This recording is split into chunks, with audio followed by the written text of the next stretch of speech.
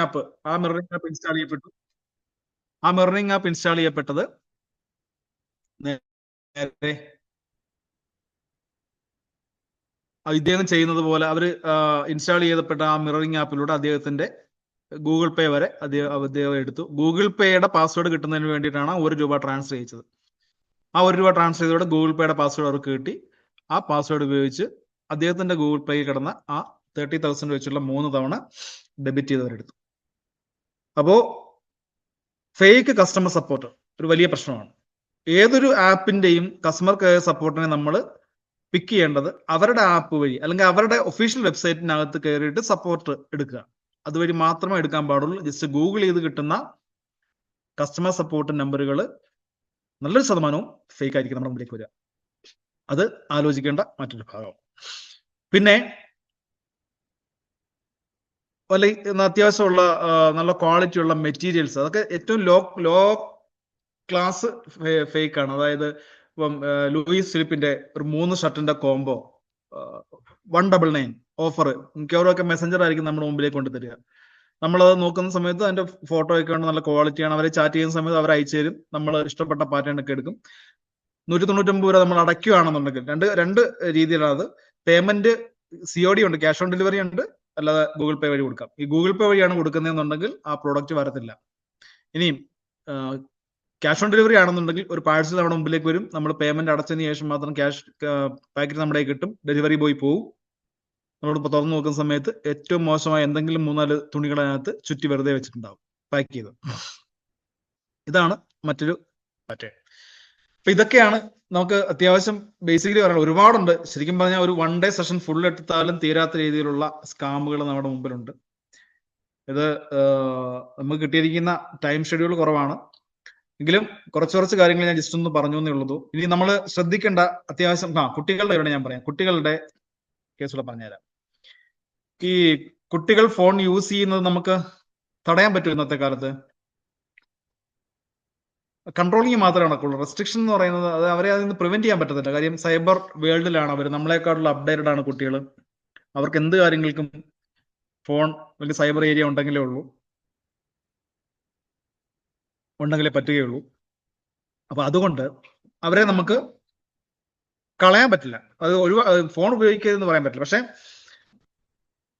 ഒരു high school wing വരെയൊക്കെ, ഹൈസ്കൂളിലെ ഹയർ സെക്കൻഡറി വിങ് വരെ 18 വയസ്സിൽ താഴെ വരെയൊക്കെയുള്ള കുട്ടികളുടെ ഫോൺ മോണിറ്റർ ചെയ്യാൻ നോക്കും.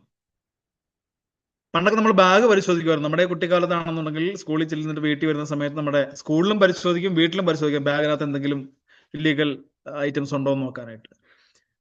പക്ഷെ ഇവിടെ അങ്ങനെയല്ല.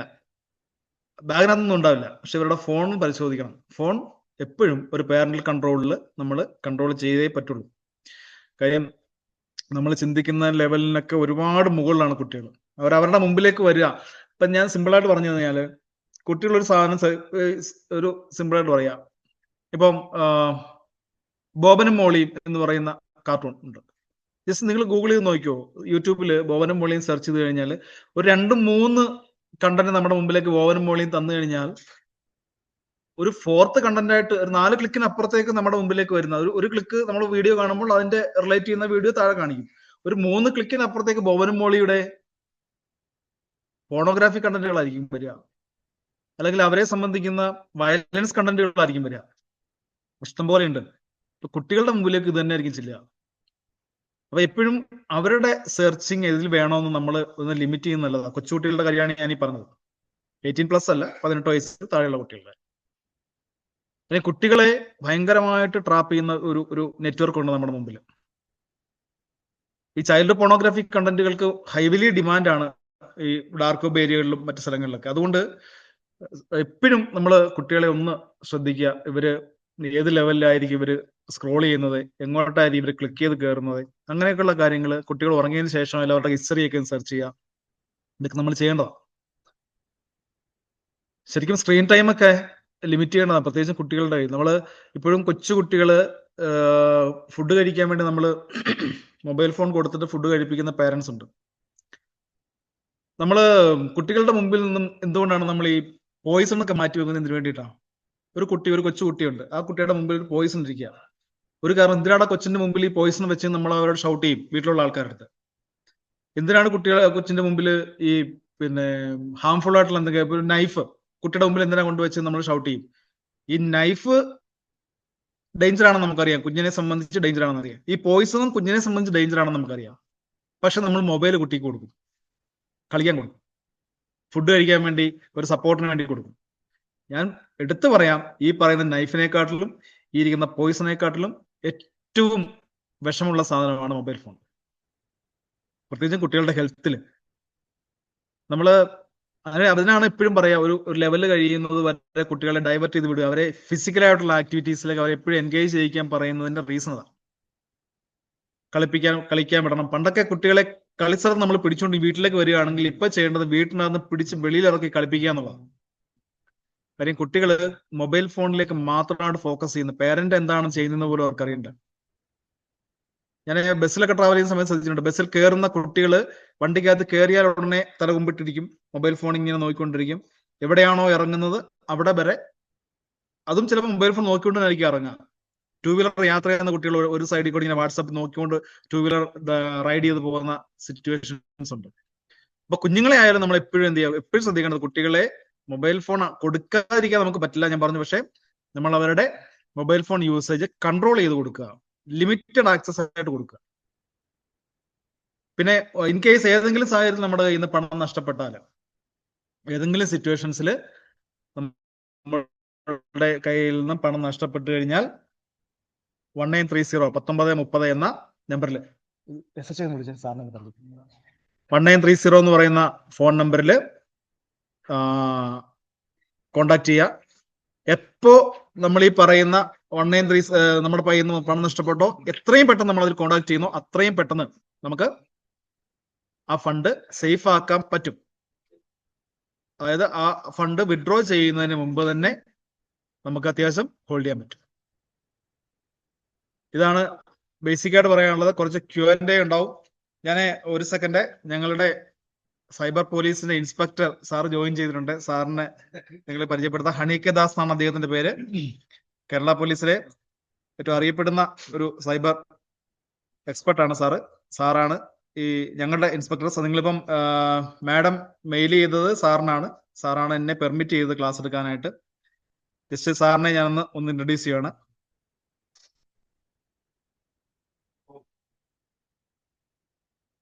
Good evening to all. Video clear അല്ലേ എല്ലാവർക്കും? നമസ്കാരം.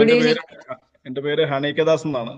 എന്റെ വീട് കോട്ടയം ജില്ലയിൽ വൈക്കത്താണ്. ഞാനിപ്പോ കഴിഞ്ഞ 2-3 മാസമായിട്ട് സൈബർ പോലീസ് സ്റ്റേഷൻ കോട്ടയത്ത് SHO ആയിട്ട് വർക്ക് ചെയ്യുകയാണ്. ഞാൻ നേരത്തെ വർക്ക് ചെയ്തിരുന്ന നോർമൽ ആയിട്ടുള്ള സാധാരണ പോലീസ് സ്റ്റേഷനിലാണ്. സൈബർ സ്റ്റേഷനിൽ വന്നപ്പോഴാണ് ഇത്ര ഒരു സൈബർ കേസുകൾ കൈകാര്യം ചെയ്യാനുള്ള ഒരു അവസരം കിട്ടിയത്. ഒരുപാട് ആളുകൾക്ക് എന്താ പറയാ, നമുക്ക് ദൈനംദിനമായിട്ട് ഉണ്ടായിക്കൊണ്ടിരിക്കുന്ന ഒരുപാട് പ്രശ്നങ്ങൾ സോൾവ് ചെയ്യാനൊക്കെയുള്ള ഒരു അവസരം ഇപ്പൊ കിട്ടിയിട്ടുണ്ട്. അതുകൂടാതെ തന്നെ എന്റെ സ്റ്റേഷനിൽ ഇപ്പോൾ നിങ്ങൾ ക്ലാസ് എടുത്ത അരുണിനെ പോലെ ഏകദേശം 10-15ഓളം സൈബർ എക്സ്പെർട്ടുകളുണ്ട്. അപ്പോൾ അവരെല്ലാം ഇതുപോലെ ക്ലാസ്സിൽ എടുക്കുന്നവരും കൂടാതെ കേസുകളുടെ ഇൻവെസ്റ്റിഗേഷനൊക്കെ ആയിട്ട് ഹെൽപ്പ് ചെയ്യുന്ന ആൾക്കാരൊക്കെയാണ്. അപ്പൊ നിങ്ങൾ എല്ലാവരും അരുണിന്റെ ക്ലാസ് നിങ്ങൾക്ക് എല്ലാവർക്കും വളരെ വൃത്തിയായി ക്ലാസ് എടുത്തു തന്നെന്ന് വിശ്വസിക്കുന്നു. നമുക്ക് വീണ്ടൊരു അവസരത്തിൽ കാണാം. ഇപ്പോ നിങ്ങൾക്ക് ആ ഒരു ഇന്ററാക്ഷനിലെ സമയം തോന്നുന്നു.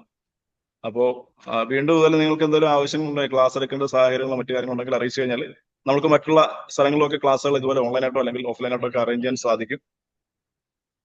അപ്പോൾ നിങ്ങൾ അരുണോടുള്ള നിങ്ങളുടെ ഇന്ററാക്ഷൻ തുടരട്ടെ. നമുക്ക് വീണ്ടും ഒരു അവസരത്തിൽ കാണാം. ഇങ്ങനെ ഒരു വരാൻ അവസരം തന്നതിന് എല്ലാവർക്കും എന്റെ ഒരു നന്ദി അറിയിക്കുകയാണ്. Thank you. സന്തോഷം. Thank U.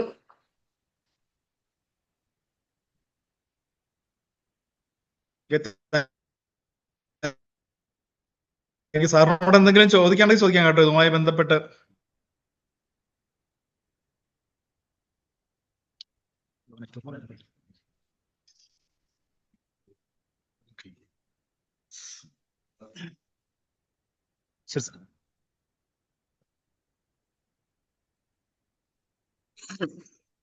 ഓക്കെ, നമുക്ക് അത്യാവശ്യം കുറച്ച് കാര്യങ്ങൾ കവർ ചെയ്തെന്ന് എനിക്ക് തോന്നുന്നു. ഇതൊരു ക്ലാസ് ആയിട്ട് കാണണ്ട കേട്ടോ, ഇതൊരു ക്ലാസ് ആയിട്ട് കാണണ്ട, പകരം നമുക്ക് ഇന്ററാക്ട് ചെയ്യാം. നിങ്ങളുടെ ലൈഫിൽ ഉണ്ടായിട്ടുള്ള അത്യാവശ്യം ത്രെട്ടുകളൊക്കെ ഉണ്ടാവും. സൈബർ എന്ന് പറയുന്നത് അതാണ്. പണ്ട് നമ്മൾ വീടൊക്കെ പൂട്ടി കള്ളന്മാരെ പ്രോജക്റ്റ് എന്താണ്? കിഡ്സ് ഗ്ലൗവിനെ കുറിച്ചാണോ ചോദിച്ചേ?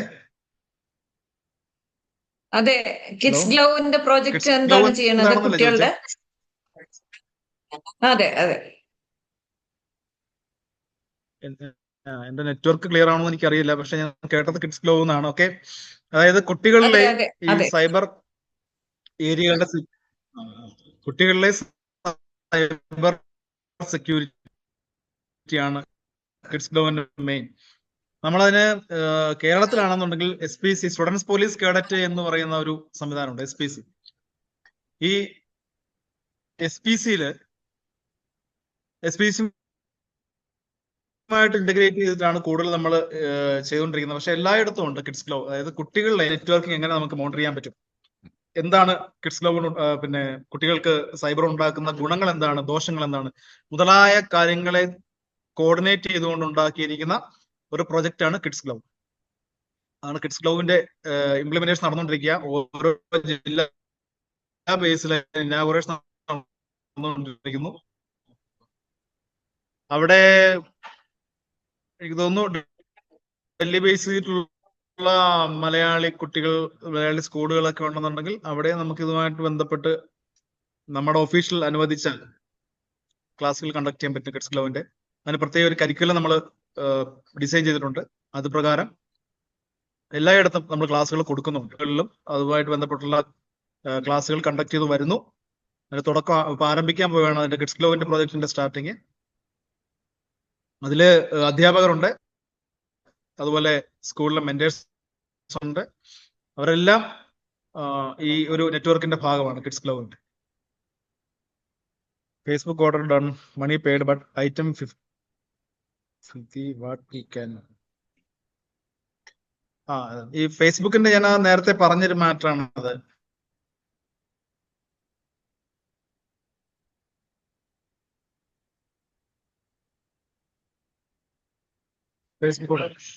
ഫേസ്ബുക്കിനെ ഞാൻ മുമ്പ് പറഞ്ഞിരുന്നല്ലോ. അതായത് നമ്മൾ ഈ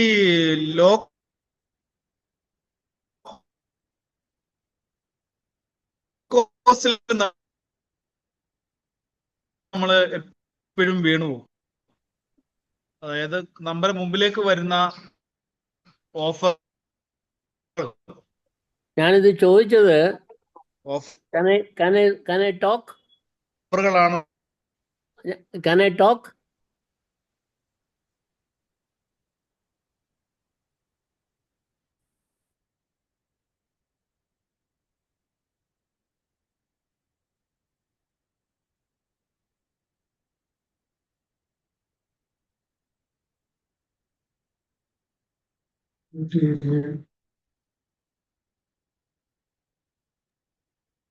അരുൺ സാർ, അതായത് നെറ്റ്വർക്ക് പോയെന്ന് തോന്നുന്നു. ഇപ്പം ഇല്ല, മീറ്റിംഗിലില്ല. രണ്ടായിട്ട് ജോയിൻ ചെയ്തു. ശരി. ഓക്കെ, ഓക്കെയാണോ? ഓക്കെ.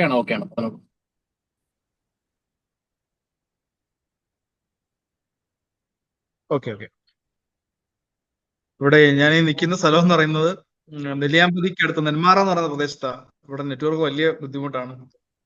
കിട്ടാവുന്നതിന്റെ മാക്സിമം സ്റ്റേബിൾ ആയിട്ടുള്ള നെറ്റ്വർക്കിലായിരിക്കുന്നത്. എന്തോ എന്റെ നാടാണ് പറയാ. ആണോ? നെന്മാറയാണോ? ഞാൻ ആലത്തൂരാണ്. ആലത്തൂർ താലൂക്കിന്റെ ഭാഗമാണ്. ആലത്തൂര്. ഓക്കെ, പാലക്കാട് ആലത്തൂർ. ഇവിടെയൊക്കെ കേസ് കോയമ്പത്തൂർ കഴിഞ്ഞാൽ ജസ്റ്റ് വന്നതേ ഉള്ളൂ. അതായത് ഈ സൈബർ തട്ടിപ്പിൽ ഉൾപ്പെടുന്ന പ്രതികൾ നേരത്തെ പറഞ്ഞ 19-30 വിളിച്ച് ഫ്രീസ് ചെയ്യുന്ന സമയത്ത് അവരുടെ അക്കൗണ്ട് ഹോൾഡേഴ്സിനെ നമ്മൾ പോയി വെരിഫൈ ചെയ്യണം, ശരിയാണോ അവർ തന്നെ പ്രതിയാണോ എന്നുള്ളത്. നമ്മുടെ കുട്ടികളോട് കൊടുക്കേണ്ട വേറൊരു അഡ്വൈസ് ഞാൻ പറഞ്ഞതേ ഉള്ളൂ. അതായത് ഇവര് പുറത്തൊക്കെ ജോലിക്ക് പോവുകയും പഠിക്കാനൊക്കെ പോകുന്ന സമയത്ത് ഈ സൈബർ ഫ്രോഡ്സ് ഇവരുടെ അടുത്ത് കൂടിയിട്ട് അവരുടെ അക്കൗണ്ടുകൾ ജസ്റ്റ് റെന്റിനെടുക്കും. മറ്റൊന്നുമില്ല, നിങ്ങൾ അക്കൗണ്ട് എനിക്ക് ജസ്റ്റ് തന്നാൽ മതി. അക്കൗണ്ടിൽ പെർ മന്ത് ഒരു 5,000 അല്ലെങ്കിൽ 10,000 ഒക്കെ പോക്കറ്റ് മണി ആയിട്ട് ഇവർക്ക് കൊടുത്തിട്ട് അവരുടെ അക്കൗണ്ട് റെന്റിന് വാങ്ങിക്കും. ഒരു കാരണവശാലും നമ്മളുടെ കുട്ടികളുടെ അക്കൗണ്ടുകൾ നമ്മുടെ അക്കൗണ്ടുകളായാലും നമ്മുടെ കുട്ടികളുടെ അക്കൗണ്ടുകളായാലും ഒരു കാരണവശാലും മറ്റൊരാൾക്ക് കൈമാറരുത്. കൈമാറിക്കഴിഞ്ഞാൽ അവരെ അറിയാതെ പ്രതിയായി പോകും. ഈ കൊടുക്കുന്ന റെന്റഡ് അക്കൗണ്ട് വഴി ക്രോർസ് ആണ്, കോടിക്കണക്കിന് രൂപയാണ് ട്രാൻസാക്ഷൻ ഉണ്ടാവുക. നമുക്കറിയാൻ പറ്റില്ല, കാര്യം അതുമായിട്ട് ബന്ധപ്പെട്ട സിമ്പ് പോലും അവരായിരിക്കും കിട്ടുക.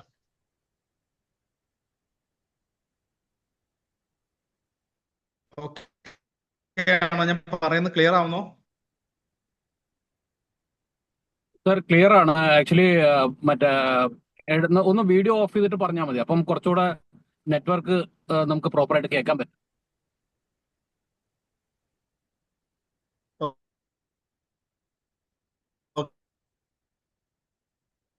ഓക്കെ, അപ്പോ നമ്മുടെയോ അക്കൗണ്ടുകൾ മറ്റൊരാൾക്ക് ഓപ്പറേറ്റ് ചെയ്യാൻ കൊടുക്കരുത്. നമ്മൾ അങ്ങനെ കൊടുക്കുന്ന അക്കൗണ്ടുകൾ വഴി കോടിക്കണക്കിന് രൂപയുടെ ട്രാൻസാക്ഷൻ നടക്കുന്നുണ്ട്. അപ്പൊ നമ്മൾ ബാങ്കിൽ പോയി ബാങ്കിന്റെ ഡീറ്റെയിൽ എടുക്കുന്ന സമയത്ത് നമ്മുടെ അക്കൗണ്ട് ആയിരിക്കും, ഉറപ്പായിട്ടും നമ്മൾ ആ കേസിൽ പ്രതിയായിട്ട് മാറും. അപ്പൊ അതുകൊണ്ട് അങ്ങനെ ഒരു കാരണവശാലും നമ്മുടെ അക്കൗണ്ടുകൾ മറ്റൊരാൾക്ക് യൂസ് ചെയ്യാൻ കൊടുക്കുന്നു. അതുപോലെ നമ്മുടെ സിം കാർഡുകൾ, ഒരു വെബ്സൈറ്റ് ഞാൻ പറഞ്ഞത്, അതായത് സഞ്ചാർ സാത്തി എന്ന് പറയുന്ന ഒരു വെബ്സൈറ്റ് ഉണ്ട്, സഞ്ചാർ സാത്തി. സഞ്ചാർ സാത്തി എന്ന് പറഞ്ഞ വെബ്സൈറ്റില് ടാഫ്കോപ്പ് എന്ന് പറയുന്ന ഒരു സബ് ടൈറ്റിൽ ഉണ്ട്, ടാഫ്കോപ്പ്. അതിൽ നോക്കിക്കഴിഞ്ഞാൽ നമ്മുടെ പേരിൽ എത്ര സിം കാർഡ് നിലവിലുണ്ടെന്ന് അറിയാൻ പറ്റും. അതിൽ ഇപ്പൊ കറണ്ട് നമ്മുടെ ഒരു സിം കാർഡ് കൊടുത്തിട്ട് അതിനകത്തേക്ക് ഒരു OTP വാങ്ങി ജസ്റ്റ് എൻട്രി ചെയ്ത് കൊടുത്തു കഴിഞ്ഞാൽ ആ സിം കാർഡ് എടുക്കാൻ നമ്മൾ ഏത് ഐഡന്റിറ്റി ആണോ യൂസ് ചെയ്തിട്ടുള്ളത് ആ ഐഡന്റിറ്റി വെച്ചിട്ട് നിലവിൽ എത്ര സിം കാർഡുകൾ ആക്റ്റീവ് ആണെന്ന് അറിയാൻ പറ്റും. അതൊക്കെ ചെക്ക് ചെയ്യണം കേട്ടോ. ചെക്ക് ചെയ്തിട്ട് നമ്മൾ ഉപയോഗിക്കാത്ത ഏതെങ്കിലും സിം കാർഡ് നമ്മുടെ പേരിൽ ആക്റ്റീവ് ആണെന്നുണ്ടെങ്കിൽ അവിടെ വെച്ച് നമുക്ക് ഡീആക്ടിവേറ്റ് ചെയ്യാനുള്ള പ്രിവിലേജ് ഉണ്ട്. ആ വെബ്സൈറ്റ് നോട്ട് ചെയ്ത് വെച്ചോ, ടാഫ്കോപ്പ്. സഞ്ചാർ സാത്തി എന്ന് പറയുന്ന വെബ്സൈറ്റ് ആണ്, അതിനകത്തുള്ളതാണ് TAFCOP, ടാഫ്കോപ്പ്. അതുപോലെ മറ്റൊരു വെബ്സൈറ്റ് ഞാൻ പറഞ്ഞുതരാം, stopncii.org ഒരു വെബ്സൈറ്റ് ആണ്.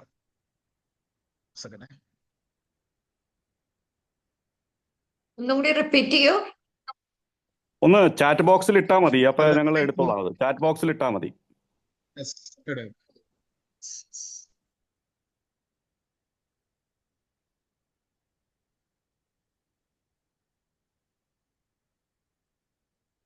ആദ്യത്തെ ടാഫ്കോപ്പ് എന്ന് പറഞ്ഞ വെബ്സൈറ്റ്, രണ്ടാമത് ഞാൻ പറഞ്ഞത് സ്റ്റോപ്പ് NCII.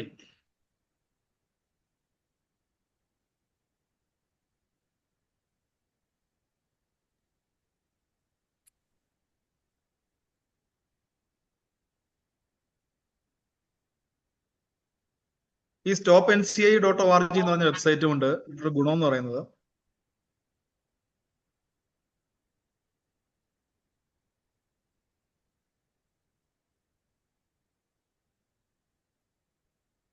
ഇതില് ഏതെങ്കിലും സാഹചര്യത്തില് നമ്മുടെ ന്യൂഡിറ്റി പുറത്തുപോയി,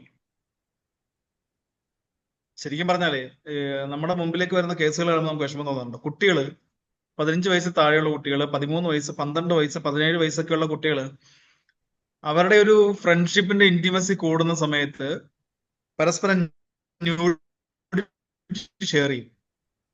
ഈ ഷെയർ ചെയ്യപ്പെടുന്ന ന്യൂഡിറ്റി അവരുടെ ജസ്റ്റ് ആ ഒരു റിലേഷൻഷിപ്പ് എപ്പോൾ എൻഡ് ചെയ്യുന്നു ആ സമയത്ത് ഉറപ്പായിട്ട് വെബ്സൈറ്റുകളിലേക്ക് അപ്ലോഡ് ചെയ്യപ്പെടുന്നു, അല്ലെങ്കിൽ മറ്റ് സോഷ്യൽ മീഡിയ പ്ലാറ്റ്ഫോമിലേക്ക് ഷെയർ ചെയ്യപ്പെടുന്നു. ഇങ്ങനെയൊക്കെ ഉണ്ടാകുന്നുണ്ട്. അപ്പൊ ഇങ്ങനെ വരുന്ന സമയത്ത്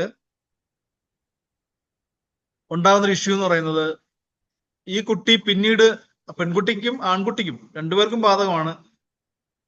പക്ഷെ ഈ ഷെയർ ചെയ്യപ്പെടുന്ന വീഡിയോയിൽ ഏതെങ്കിലും ഒരു ഫേസ് മാസ്ക് ചെയ്തിട്ടുണ്ടാവും. അപ്പൊ വിക്റ്റിമായ കുട്ടി പിന്നീട് അങ്ങോട്ടുള്ള ലൈഫ് മുഴുവൻ റിഗ്രറ്റ് ചെയ്യേണ്ടി വരും. അപ്പൊ അങ്ങനെയുള്ള കാര്യങ്ങൾക്ക് അൺവാണ്ടഡ് ആയിട്ടുള്ള ഒരു ചില നമ്മുടേതായ പ്രൈവസി ഏതെങ്കിലും സാഹചര്യത്തിൽ ലീക്ക് ചെയ്യപ്പെട്ടു, നമ്മുടെ ന്യൂഡിറ്റി പുറത്തു പോയി എന്ന് അറിഞ്ഞു കഴിഞ്ഞാൽ നമുക്ക് യൂസ് ചെയ്യാൻ പറ്റുന്ന സൈറ്റാണ് stopncii.org.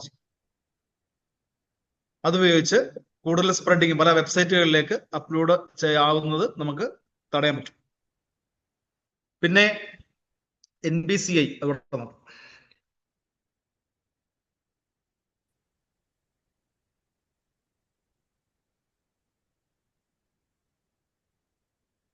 ചാറ്റിൽ വന്നില്ലല്ലേ?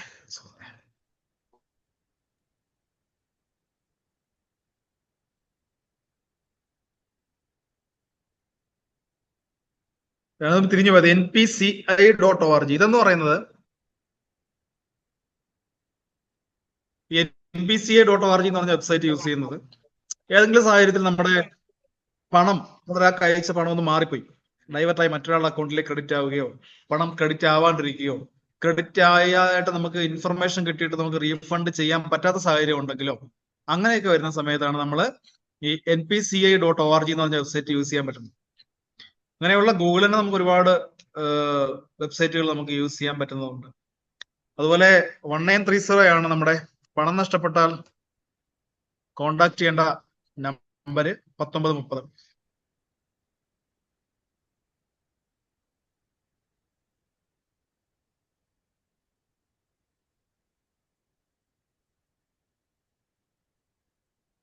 A KFE blog website with the firewall, new search terms, course on one sites risk of firewall. ഉണ്ട്. ഇത് ഇപ്പൊ പുതിയ ഈ ഫയർവാൾ ശരിക്കും നമ്മൾ യൂസ് ചെയ്യുന്നത് അൺവാണ്ടഡ് വെബ്സൈറ്റുകൾ എൻട്രി ആവാണ്ടിരിക്കാൻ വേണ്ടി നമ്മൾ ബ്ലോക്ക് ചെയ്യാനൊക്കെ യൂസ് ചെയ്യുന്നതാണ് ഫയർവാൾ. പക്ഷേ ചില സൈറ്റുകൾ അതിനെ ഓവർകം ചെയ്യുന്നുണ്ട്. അതിന് പുതിയ ഫയർവാൾ അപ്ഡേഷൻ വരുന്നുണ്ട്. ഓരോ സമയത്ത് പുതിയ ഫയർവാൾ അപ്ഡേഷൻ വരുന്നുണ്ട്. പക്ഷേ ഇതാണ് നമ്മൾ നേരിടുന്ന ഒരു വലിയ ചാലഞ്ച് എന്ന് പറയുന്നത്. ഇതൊരു പ്രശ്നമാണ്. നമ്മുടെ മുമ്പിലേക്ക് ഈ നമ്മൾ റെസ്ട്രിക്ട് ചെയ്യുന്ന, ഞാൻ റെസ്ട്രിക്ഷൻ മോഡിൽ പോലും കുട്ടികളെ നമ്മൾ പേരന്റിങ് മോഡിൽ പോലും ചില വെബ്സൈറ്റുകൾ ആക്സസബിൾ ആവുന്നുണ്ട്. ഈ കിഡ്സ് എന്ന് പറഞ്ഞ ലെവലിൽ ഇപ്പൊ കിഡ്സിന്റെ യൂട്യൂബ് ഉണ്ട്. അങ്ങനെയൊക്കെ വരുന്ന സമയത്ത് ആ യൂട്യൂബിൽ പോലും നമ്മൾ ഒരു പരിധി കഴിയുന്ന സമയത്ത് നിങ്ങൾ നോക്കിയാൽ മതി, കിഡ്സിന്റെ യൂട്യൂബിൽ പോലും കണ്ടന്റുകൾ മാറും. 18+ വേണ്ടി മാത്രമുള്ള 18+ കണ്ടന്റുകൾ അങ്ങനെ സെൻസർ ചെയ്യാണ്ട് തന്നെ ഇതിലേക്ക് പോകുന്നുണ്ട്. അത് ശരിയാ. കാര്യം ഇതിനകത്ത് നമ്മൾ എപ്പോഴും ശ്രദ്ധിക്കേണ്ട ഒരു കാരണവശാലും ഈ വെബ്സൈറ്റുകളൊന്നും നമ്മുടെ പ്രൊട്ടക്ഷന് വേണ്ടിയിട്ടുള്ളതല്ല. അത് എപ്പോഴും ആലോചിക്കുക. അവർക്ക് അവരുടെ ബിസിനസ് ആണ്. അവർക്ക് എത്ര സബ്സ്ക്രൈബേഴ്സ് കൂടുന്നു, എത്ര ക്ലിക്ക് ഉണ്ടാവുന്നു, എത്ര ടൈം അവരുടെ വെബ്സൈറ്റ് വാച്ച് ചെയ്യുന്നു. ഇപ്പൊ ഞാൻ സിമ്പിളായിട്ട് പറഞ്ഞാൽ ഇൻസ്റ്റാഗ്രാം നമ്മൾ ഓപ്പൺ ചെയ്യുന്നില്ല, യൂട്യൂബ് ഓപ്പൺ ചെയ്യുന്നു. നമ്മുടെ ഏതെങ്കിലും ഒരു കണ്ടന്റ് വേണ്ടിയിട്ടായിരിക്കും നമ്മൾ ജസ്റ്റ് യൂട്യൂബ് ഓപ്പൺ ചെയ്യാം. ശരിക്കും ഓപ്പൺ ചെയ്യുന്ന നമ്മുടെ കണ്ടന്റ് കഴിഞ്ഞാൽ ഒരു 2 കണ്ടന്റോ 3 കണ്ടന്റോ ചിലപ്പോൾ അതുമായിട്ട് ബന്ധപ്പെട്ട, ഇപ്പൊ ഞാൻ ഒരു ബൈക്കിന്റെ റിവ്യൂ അറിയാൻ വേണ്ടിയിട്ട് ഒരു 2 or 3 കണ്ടന്റ് കഴിഞ്ഞാൽ പിന്നെ നമ്മൾ അതിൽ നിന്ന് ഇറങ്ങുന്ന എപ്പോഴാണ്? പിന്നെ നമ്മൾ ശരിക്കും ആദ്യം നമ്മൾ യൂട്യൂബിനെ യൂസ് ചെയ്യുകയാണെന്നുണ്ടെങ്കിൽ ഒരു 2-3 ക്ലിക്കിന്റെ അപ്പുറം യൂട്യൂബ് നമ്മളെ യൂസ് ചെയ്യുന്നുണ്ട്. പിന്നെ നമ്മളാണ് യൂട്യൂബിന് അടിമ. അതിന്റെ ലോകത്തേക്ക് നമ്മളെ കൊണ്ടുപോകും. നമുക്ക് ഇൻട്രസ്റ്റ് ആയിട്ടുള്ള കാര്യങ്ങളിലേക്ക് മാത്രം നമ്മുടെ മുമ്പിലേക്ക് കിട്ടുന്നതുകൊണ്ട് നമ്മളിത് ക്ലിക്ക് ചെയ്ത് ഒരു 5 മിനിറ്റ് കൊണ്ട് റിസൾട്ട് കിട്ടാൻ വേണ്ടി കയറിയ നമ്മൾ 1 hour 2 hour കഴിഞ്ഞിട്ടായിരിക്കും തിരിച്ചിറങ്ങുക. ഇതൊരു സ്ട്രാറ്റജിയാണ്. അവരെ കുറ്റമായിട്ട് കാര്യമില്ല. സോറി.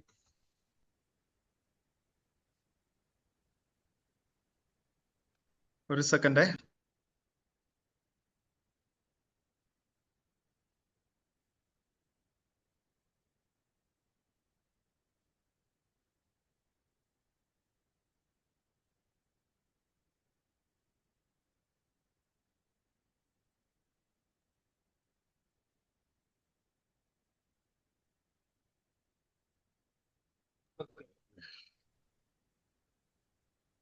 അപ്പൊ അതാണ് ശരിക്കും സോഷ്യൽ മീഡിയ നമ്മളെയാണ് യൂസ് ചെയ്യുന്നത് നമ്മൾ മനസ്സിലാക്കണം.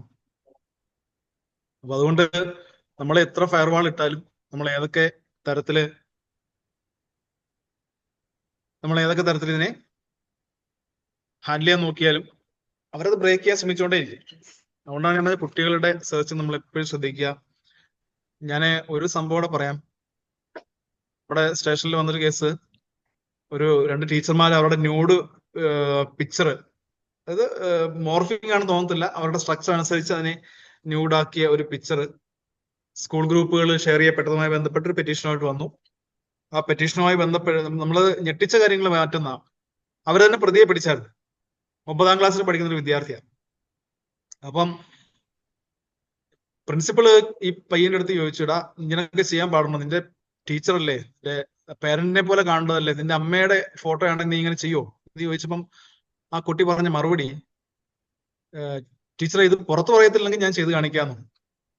അപ്പോ അവനതിന് എസ്കേപ്പ് ചെയ്താൽ മതി, അതിന് അമ്മയുടെ ഫോട്ടോ മോർഫ് ചെയ്യുന്നതിനൊന്നും അവന്റെ മടിയില്ല. ഇപ്പോഴത്തെ ആ ഒരു കുട്ടികളുടെ ഒരു മാനസികാവസ്ഥ ഞാനീ പറഞ്ഞത്. ഞാൻ അവന്റെ ഫോൺ പരിശോധിച്ച സമയത്ത് ഇൻസ്റ്റാഗ്രാമിൽ 8 ID ഉണ്ട്. 2 ID അവന്റെ പേരിലുള്ളത്, അവന്റെ പേര് ഞാൻ റിവീൽ ചെയ്യുന്നില്ല. പിന്നെ ഒന്ന് ആനപ്രേമി എന്ന് പറഞ്ഞ ഒരു ID, അത് കൂടാതെ ഉള്ളത് 6 IDകൾ, 6 IDയും പെൺകുട്ടികളുടെ ID വെച്ചിട്ടാണ്. സാറ എന്നോ എലിസബത്ത് എന്നൊക്കെയുള്ള പേരിലുള്ള 6 ID. എന്നിട്ട് ഇവന്റെ പരിപാടി നൈറ്റില് ഈ 6 ID ഉപയോഗിച്ചിട്ട് മാറി മാറി പുരുഷന്മാരുമായിട്ട് ചാറ്റ് ചെയ്യും. ആ ചാറ്റിലൂടെ, അതിന് സെക്സ് ചാറ്റ് തന്നെ ചെയ്തിട്ട് അവരാവശ്യപ്പെടുന്ന കാര്യങ്ങൾ, അവരെന്താണോ ആവശ്യപ്പെടുന്നത്, ഇപ്പം ഈ പ്രൊഫൈൽ, ഇവരുടെ പ്രൊഫൈൽ ഉണ്ടാവുമല്ലോ, ഒരു പെൺകുട്ടിയുടെ പ്രൊഫൈൽ ആയിരിക്കും വെച്ചേക്കാം. ഈ പ്രൊഫൈലില് ഇവരുടെ തന്നെ കൂടെ പഠിക്കുന്ന കുട്ടിയുടെയോ ടീച്ചറിന്റെയോ ഫോട്ടോ എടുത്തിട്ട് ചാറ്റ് ബോട്ടുകളിൽ ഇട്ട് അതിനെ ന്യൂഡാക്കി അതിന്റെ ഓരോ ബോഡി പാർട്ടായിട്ട് മുറിച്ച് അവന്റെ ഗാലറിക്കകത്ത് സൂക്ഷിച്ചേക്കും. ഈ അവരാവശ്യപ്പെടുമ്പം കൈ കാണണം, കാരണം ബോഡി പാർട്ട്, ഏത് ബോഡി പാർട്ടാണോ അവർ ആവശ്യപ്പെടുന്നത് അതിന്റെ പിക്ക് അപ്പോഴേ എടുത്ത് അയച്ചു കൊടുക്കും. ഇവന്റെ ഗാലറി കട്ട് കിട്ടേക്കാണ്. ഈ അയച്ചു കൊടുക്കുന്ന പിക്കിന്, ഓരോ പിക്കിനും ആ ബോഡി പാർട്ടിന്റെ പ്രൈവസി അനുസരിച്ച് ഇവൻ താരിഫ് നിശ്ചയിച്ചിട്ടുണ്ട്.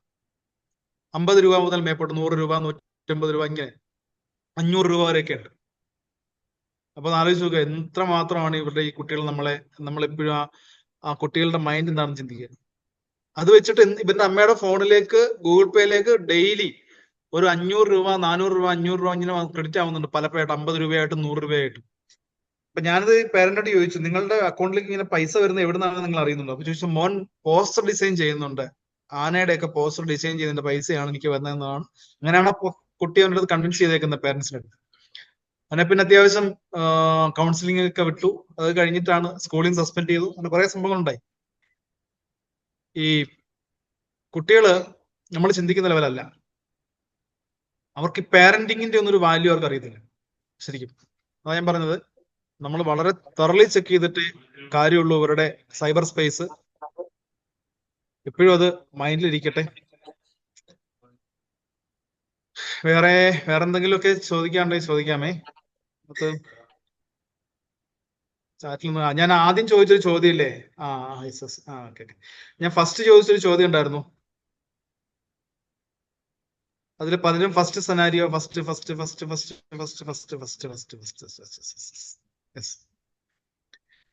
ശരിക്കും ഞാൻ പറയാം, ഞാൻ ഈ പറഞ്ഞ രണ്ടും ഫേക്കാണ്. ഇല്ല, അത് 2 ഓപ്ഷൻ മാത്രമല്ല കൊടുത്തുള്ളൂ. 1 or 2 പറയണമെന്നല്ല പറഞ്ഞിരുന്നുള്ളൂ. ഞങ്ങൾ അതിന്റെ ആ സമയത്ത് ഉത്തരം തരണ്ടെന്ന് വെച്ചിട്ടാണ്. നമ്മൾ അങ്ങനൊന്നും പൈസ അയച്ചു കൊടുക്കത്തില്ല. നേരിട്ട് വിളിച്ച് ചോദിച്ച് കൺഫേം ചെയ്ത് ഉറപ്പുവരുത്തിയതിനു ശേഷം അത്യാവശ്യമാണെങ്കിൽ മാത്രം അങ്ങനെയുള്ള കാര്യത്തിൽ ഇടപെടും. അത്രേ ഉള്ളൂ. അല്ലാതെ ഒരു മെസ്സേജ് വന്നെന്നും പറഞ്ഞുകൊണ്ട് അങ്ങനെ ആരും പെട്ടെന്നൊന്നും പൈസ ആർക്കും അയച്ചു കൊടുക്കുമെന്ന് എനിക്ക് തോന്നുന്നില്ല. അയ്യോ, അത് പക്ഷേ സാറത് പറഞ്ഞത് സാറിന്റെ ലെവലിൽ കറക്റ്റ് ആയിരിക്കും. പക്ഷെ നമ്മുടെ മുമ്പിൽ ഡെയിലി വന്നുകൊണ്ടിരിക്കുന്ന ഒരു സാധനം ഞാൻ അയച്ചു തന്നു. ദിവസവും ഇത് സംബന്ധിച്ച് 4 പെറ്റീഷനുകൾ ഞങ്ങളുടെ മുമ്പിൽ വരുന്നുണ്ട്. അതായത് ഒരു വാട്സപ്പ് ഹാക്ക് ചെയ്ത് കഴിഞ്ഞാൽ ആ ഹാക്കർ ചെയ്യുന്ന ഫസ്റ്റ് പരിപാടി എന്ന് പറയുന്നത്, ഇതിനകത്ത് വാട്സാപ്പിലെ 2 സ്റ്റെപ്പ് വെരിഫിക്കേഷൻ എനേബിൾഡ് അല്ലെന്നുണ്ടെങ്കിൽ അത് മാറ്റി അവന്റെ ഏതെങ്കിലും മെയിൽ ഐ ഡിയിലിട്ട് 2 സ്റ്റെപ്പ് മാറ്റിയിട്ട് അതിലെ ഫ്രീക്വന്റ്ലി കോണ്ടാക്ട് എടുത്തിട്ട് അതിലേക്ക് മെസ്സേജ് അയക്കും. ഇപ്പൊ ഗിരിജ മാഡത്തിന്റെ വാട്സപ്പ് ഹാക്ക് ചെയ്ത് കഴിഞ്ഞാൽ ഗിരിജ മാഡത്തിന്റെ വാട്സപ്പാണ് പിന്നെ അവന്റെ ഇരിക്കുന്നത്. അവരിങ്ങനെ എല്ലാവർക്കും മെസ്സേജ് അയച്ചുകൊണ്ടിരിക്കും. എമർജൻസി ആണ് 5000, എമർജൻസി ആണ് 10,000. പക്ഷെ ഇത് നമ്മൾ ഫേക്ക് ആണെന്ന് മനസ്സിലാവുന്ന എപ്പോഴാണെന്ന് അറിയാമോ? ചോദിക്കുന്നത് മറ്റൊരു നമ്പറിലേക്കായിരിക്കും.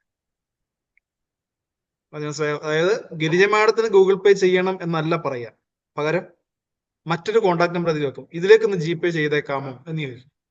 അങ്ങനെയാണ് ചാറ്റിൽ അത് വരുന്നതെന്നുണ്ടെങ്കിൽ 80% എബോവ് അത് ഫേക്ക് ആണ്. പിന്നെ ചിലപ്പോൾ ചില സർക്കംസ്റ്റൻസിൽ നമുക്ക് അങ്ങനെ സാധ്യതയുണ്ട്, ജെന്യുവൻ കേസുകളും വരാം. പക്ഷെ 80% നമ്മൾ ചിന്തിക്കുന്നത് അത് ഫേക്ക് ആണെന്ന്. കാര്യം ആവശ്യപ്പെട്ടിരിക്കുന്ന ആളുടെ ഗൂഗിൾ പേയിലേക്കല്ല.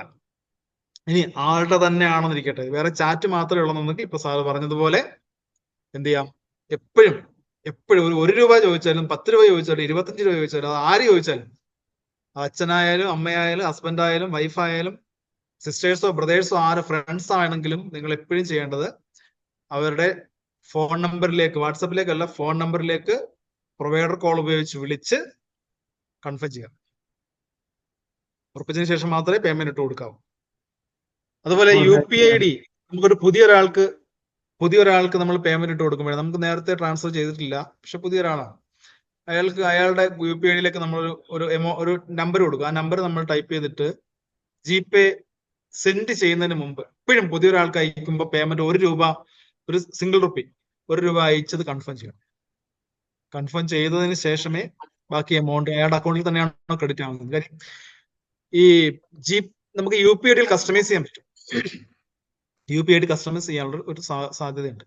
അപ്പൊ കസ്റ്റമൈസ് ചെയ്യുന്ന UPID എന്ന് പറയുന്നത് ചിലപ്പോൾ ഒരു കോണ്ടാക്ട് നമ്പർ ബിഗിനിങ് തൊട്ട് അവസാനം വരെ ചിലപ്പോൾ ഒരു അവസാനത്തെ ഒരു ലെറ്റർ മാറ്റം ഉണ്ടാവും, അല്ലെങ്കിൽ അതേ സെയിം ലെറ്റർ ഉപയോഗിച്ചിട്ട് തന്നെ UPID ക്രിയേറ്റ് ചെയ്യാൻ പറ്റും, സെയിം നമ്പറുകൾ ഉപയോഗിച്ച്. ഇനി മുമ്പ് ഞാനൊരു ഫോൺ നമ്പർ ഉപയോഗിച്ചിട്ടുണ്ടോ, ഞാൻ ആ ഫോൺ നമ്പർ ഉപേക്ഷിച്ചു കഴിഞ്ഞാൽ ഈ ഫോൺ നമ്പർ ഡെഡായിട്ട് കുറച്ച് നാൾ കടന്നു കഴിഞ്ഞാൽ അതിന് റീഇഷ്യൂ ചെയ്യും പ്രൊവൈഡർ. അയാൾക്ക് ആ നമ്പറിൽ വേറെ ഗൂഗിൾ പേ എടുക്കാൻ പറ്റും. അപ്പൊ ആദ്യം കിടക്കുന്ന ഒരു UPID ഉണ്ടാവും, സെക്കൻഡ് ഒന്നും ഉണ്ടാവും. ഇങ്ങനെയൊക്കെ കൺഫ്യൂസ് ആയി നമ്മൾ പേയ്മെന്റുകൾ മാറിപ്പോകുന്നുണ്ട്. അതുപോലെ മറ്റൊന്ന്, എപ്പോഴും നമ്മളൊരു ഫോൺ നമ്പർ ഇനാക്റ്റീവ്, ഇപ്പൊ ഞാൻ പറയാം, വാട്സപ്പ് നമുക്കൊരു നമ്പർ ഉണ്ടാവും. നിങ്ങൾ കേരളത്തിൽ ജീവിച്ചിട്ട് മറ്റു സ്ഥലത്തേക്ക് പോയി ജീവിക്കുന്ന സമയത്ത് ഏറ്റവും കൂടുതൽ പ്രവാസികൾക്കാണ് സംഭവിച്ചിട്ടുള്ളത്. ഈ കേരളത്തിലെ വാട്സപ്പ് നമ്പർ അവർ കീപ്പ് ചെയ്യും, പക്ഷെ ആ ഫോൺ നമ്പർ ഉപയോഗിക്കത്തില്ല. ആ ഫോൺ നമ്പർ കാലങ്ങൾ കഴിയുമ്പോഴേക്കും ഫോൺ നമ്പർ എന്ത് ചെയ്യും, പ്രൊവൈഡർ വേറെ ഇഷ്യൂ ചെയ്യും. ഇനി റീചാർജ് ചെയ്യാണ്ട് ആ ഫോൺ നമ്പർ വേറെ ഇഷ്യൂ ചെയ്യും. അപ്പൊ ആ കിട്ടുന്ന ആള് ആ ഫോൺ നമ്പർ ഉപയോഗിച്ച് വാട്സപ്പ് എടുക്കുമ്പോൾ ആൾറെഡി ഒരു വാട്സപ്പ് നമ്മുടെ കിടക്കുക, നമ്മുടെ വാട്സപ്പിന്റെ ആക്സസ് പോവുകയും ചെയ്യും. പകരം നമ്മൾ ഏതൊക്കെ ഗ്രൂപ്പുകളിൽ ഉണ്ടായിരുന്നോ അതിലേക്ക് ആ ആളായിരിക്കും പിന്നീട് ഉണ്ടാവുക. അപ്പൊ അങ്ങനെ വരുന്ന സമയത്ത് അയാളൊരു ജെന്യൂൻ ആണെങ്കിൽ ഇഷ്യൂ ഇല്ല, പക്ഷെ അയാൾക്ക് ഫ്രോഡ് ആക്ടിവിറ്റി ചെയ്യാൻ ടെൻഡൻസി ഉള്ള ആളാണെങ്കിൽ അയാൾക്ക് എന്തും ചെയ്യാം നമ്മുടെ വാട്സപ്പ് ഉപയോഗിച്ചിട്ട്. അപ്പൊ ഇങ്ങനെയൊക്കെയുള്ള ഇഷ്യൂസ് നമ്മുടെ മുമ്പിലേക്ക് വരുന്നുണ്ട്. എപ്പോഴും അത് ശ്രദ്ധിക്കുക. അതുപോലെ ഒരു വെബ്സൈറ്റ് വേണം ഞാൻ പറഞ്ഞുതരാം.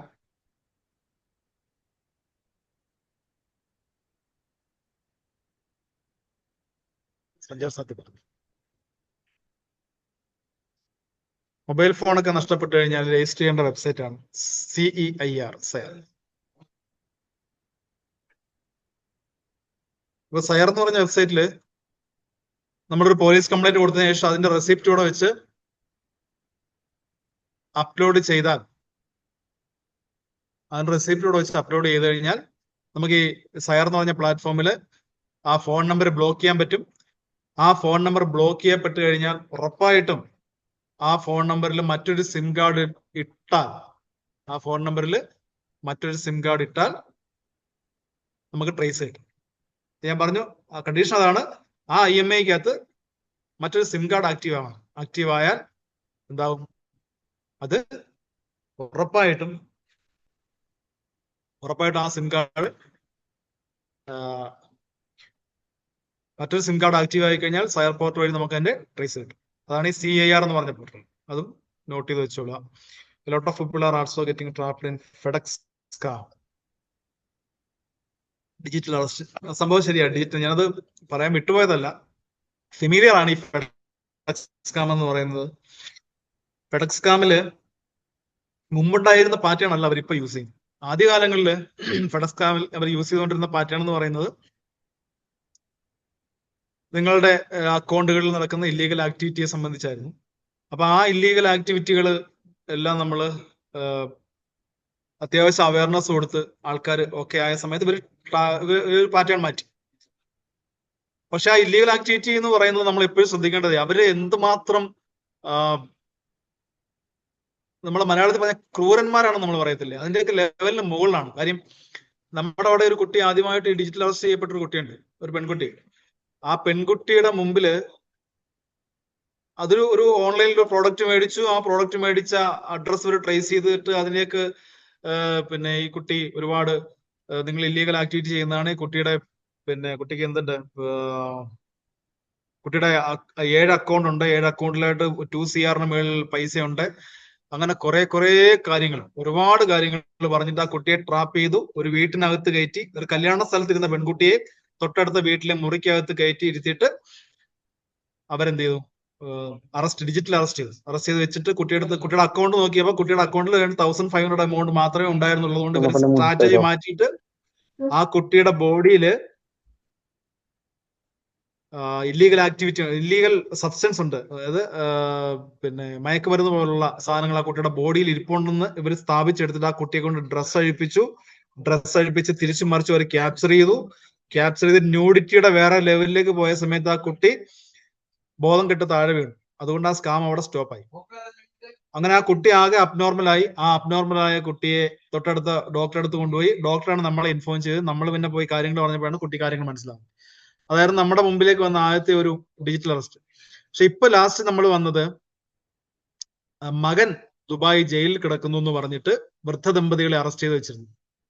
അപ്പോൾ അവരുടെ അടുത്ത് പറഞ്ഞു, നിങ്ങൾ ഒരു കാര്യം ചെയ്യ്, ഞങ്ങൾ പറയുന്ന എമൗണ്ടുകൾ ദുബായ് പോലീസിന്റെ അക്കൗണ്ടിലേക്ക് ഇട്ട് കഴിഞ്ഞാൽ പയ്യനെ വെറുതെ വിടാം. അതിനവര് AI വെച്ച് ക്രിയേറ്റ് ചെയ്ത മകന്റെ ഫോട്ടോ വെച്ചിട്ട് AI വെച്ച് ക്രിയേറ്റ് ചെയ്ത് ജയിലിൽ കിടക്കുന്ന ഫോട്ടോ ഉൾപ്പെടെ ഇവർക്ക് അയച്ചു കൊടുത്തിട്ടാണ് സ്കാം ചെയ്യുന്നത്. നമ്മൾ പക്ഷേ ഇവിടെ കേരളത്തിലാണെങ്കിൽ ബാങ്ക് മാനേജേഴ്സും നമ്മളോട് ചേർന്നിട്ട് നമ്മളൊരു ടീമുണ്ട്. അപ്പൊ നമ്മൾ അവർക്ക് ഇൻഫർമേഷൻ കൊടുത്തിരുന്നു. വരുന്ന ഈ നമ്മുടെ അക്കൗണ്ടിലെ ഒരു ബാങ്ക് അക്കൗണ്ട് ഹോൾഡർ പെട്ടെന്ന് ഒരു ഹ്യൂജ് എമൗണ്ട് വിഡ്രോ ചെയ്യുന്ന സമയത്ത് അവരുടെ മാനറിസങ്ങൾ നിങ്ങൾ ശ്രദ്ധിക്കണം. അവര് പാനിക്കാണോ, അവരുടെ ഫോൺ നമ്പറുകളിൽ അവർ ആരെങ്കിലും ലൈവായിട്ട് എപ്പോഴും ഫോണിൽ കോൺടാക്ട് ചെയ്യപ്പെടുന്നുണ്ടോ, ഇതൊക്കെ നിങ്ങൾ ശ്രദ്ധിച്ചിട്ട് വേണം പൈസ കൊടുക്കാനെന്നൊക്കെ പറഞ്ഞത് കൊണ്ട് മാനേജർക്ക് ഡൗട്ട് തോന്നി. മാനേജർ പോലീസിനെ അറിയിച്ചു. മാനേജരുടെ അടുത്തൊക്കെ അവർ തട്ടിക്കയറി. പേരൻസ്, എന്റെ അക്കൗണ്ടിൽ കിടക്കുന്ന പൈസ എടുക്കാൻ നിങ്ങളുടെ അനുവാദം എന്തിനാണ്, നിങ്ങൾ എന്തിനാണ് ഫോർമാലിറ്റി കാണിക്കുന്നത്, ഇതൊക്കെ പറഞ്ഞിട്ട് മാനേജറിനോട് ഭയങ്കരമായിട്ട് ഷൗട്ട് ചെയ്തു. അവസാനം പോലീസ് എന്ന് കൺവിൻസ് ആക്കി അറസ്റ്റ് ചെയ്യാൻ വേണ്ടി അപ്പത്തിരിക്കുന്ന ആളുടെ വീഡിയോ കോളിന്റെ മുമ്പിലേക്ക് പോലീസ് വന്ന സമയത്താണ് അയാളത് കളഞ്ഞിട്ട് പോയത്. അപ്പൊ ഇങ്ങനെയൊക്കെയുള്ള ഡിജിറ്റൽ അറസ്റ്റുകളുടെ പാറ്റേൺ അവർ മാറ്റിയിട്ടുണ്ട്. പക്ഷെ ഇപ്പോഴും നടക്കുന്നുണ്ട്. അവെയർ ആവുക എന്ന് പറയുന്നേ ഉള്ളൂ ഇതിനകത്ത് നമുക്ക് ചെയ്യാൻ പറ്റുക. എപ്പോഴും അവെയർ ആവുക. Lot of people effort. And social media platform safe even after enable two step verification. Fully safe ആണെന്ന് നമുക്ക് പറയാൻ പറ്റത്തില്ല കേട്ടോ. പക്ഷെ ഒരു പരിധി വരെ, ഞാൻ പറഞ്ഞില്ലേ, ഒരു വാട്സപ്പോ ഇൻസ്റ്റയോ നമ്മുടെ ജിമെയിലോ ഒക്കെ ഹാക്ക് ചെയ്യപ്പെട്ട് കഴിഞ്ഞാൽ അവർ ആദ്യം ചെയ്യുന്നത് എന്താ, നമ്മുടെ ടു സ്റ്റെപ്പ് വെരിഫിക്കേഷൻ എനേബിൾ ചെയ്തിട്ട് അവരുടെ ഏതെങ്കിലും ഒരു മെയിൽ ID അതിനകത്തേക്ക് എൻ്റർ ചെയ്യിക്കുക എന്നുള്ളതാണ്. അപ്പൊ അത് നമുക്ക് പ്രിവെന്റ് ചെയ്യാൻ പറ്റും. ടു സ്റ്റെപ്പ് എനേബിൾ ആണ്. ഒരു പരിധി വരെ നമുക്ക് അതിനെ ലിമിറ്റ് ചെയ്യാം. നല്ലൊരു ശതമാനം. I have lost money by hacking my phone. Within 15 minutes I called 1930 but no action. Next day I visited cybercrime but totally negative response. കേരളത്തിലായിരുന്നോ സാർ? ജയശ്രീ നായർ, കേരളത്തിലാണോ മാഡം ഇത്? അതോ അവിടെയാണ് ഡൽഹി? ഓക്കെ. എത്ര എമൗണ്ടാ പോയി?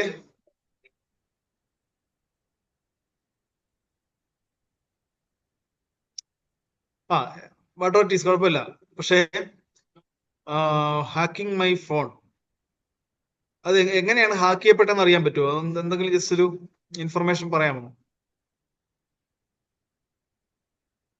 ഞാൻ എന്റെ നമ്പർ ഇതിലേക്ക് ടൈപ്പ് ചെയ്തിടാം. നിങ്ങൾക്ക് പേഴ്സണലി എനിക്ക് ചാറ്റ് ചെയ്താൽ മതി. നമസ്കാരം. പറഞ്ഞു.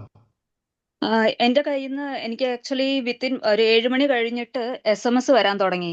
അതിന് ഒരു ദിവസം മുന്നേ ഞാൻ ATM ഒരു മോളിൽ പോയിട്ട് ATM 2 അക്കൗണ്ടിൽ നിന്ന് ഞാൻ പൈസ എടുത്തായിരുന്നു.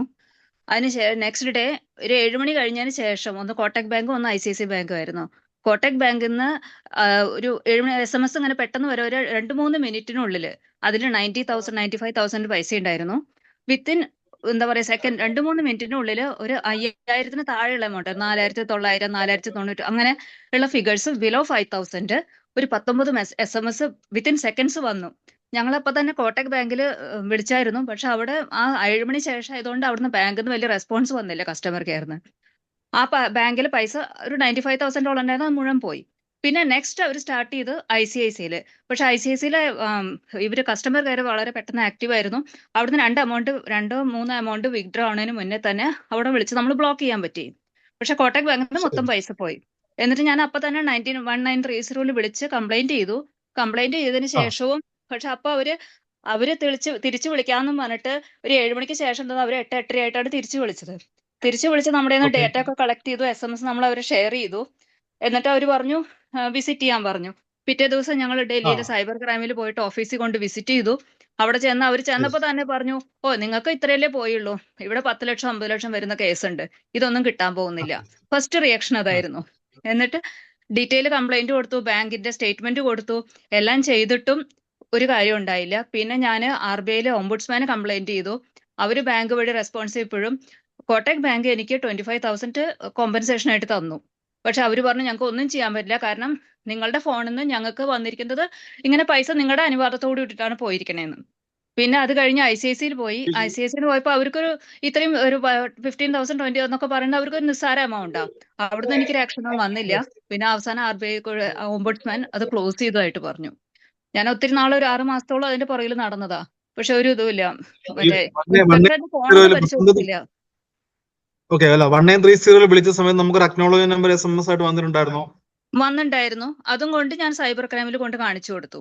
എന്നിട്ടും അത് ഒരു യൂസ് നമുക്ക് ഉണ്ടായിരുന്നു. ലോഗിൻ ഐ ഡി ഉണ്ടോ? ആ ലോഗിൻ ഐ ഡിക്കകത്ത് ഏതെങ്കിലും എമൗണ്ട് ഫ്രീസ് ആയതായിട്ട് കാണിച്ചിട്ടുണ്ടോ? ഇല്ല, ഒന്നും ഫ്രീസ് ആയില്ലായിരുന്നു. ഒരു എമൗണ്ട് പോലും ഫ്രീസ് ആയിട്ടില്ല. ഇല്ല, ഞങ്ങളത് ഒരു ബാങ്ക് അക്കൗണ്ട് മുഴുവൻ കാലിയായി. മറ്റേത് ICICIയിലെ കസ്റ്റമർ കെയർ വിളിച്ചപ്പോൾ ബാങ്ക് ക്ലോസ് അത് ചെയ്തുകൊണ്ട് ആക്ഷൻ എടുത്തുകൊണ്ട് എനിക്ക് അപ്പൊ തന്നെ അവിടെ സ്റ്റോപ്പ് ആയതാണ്.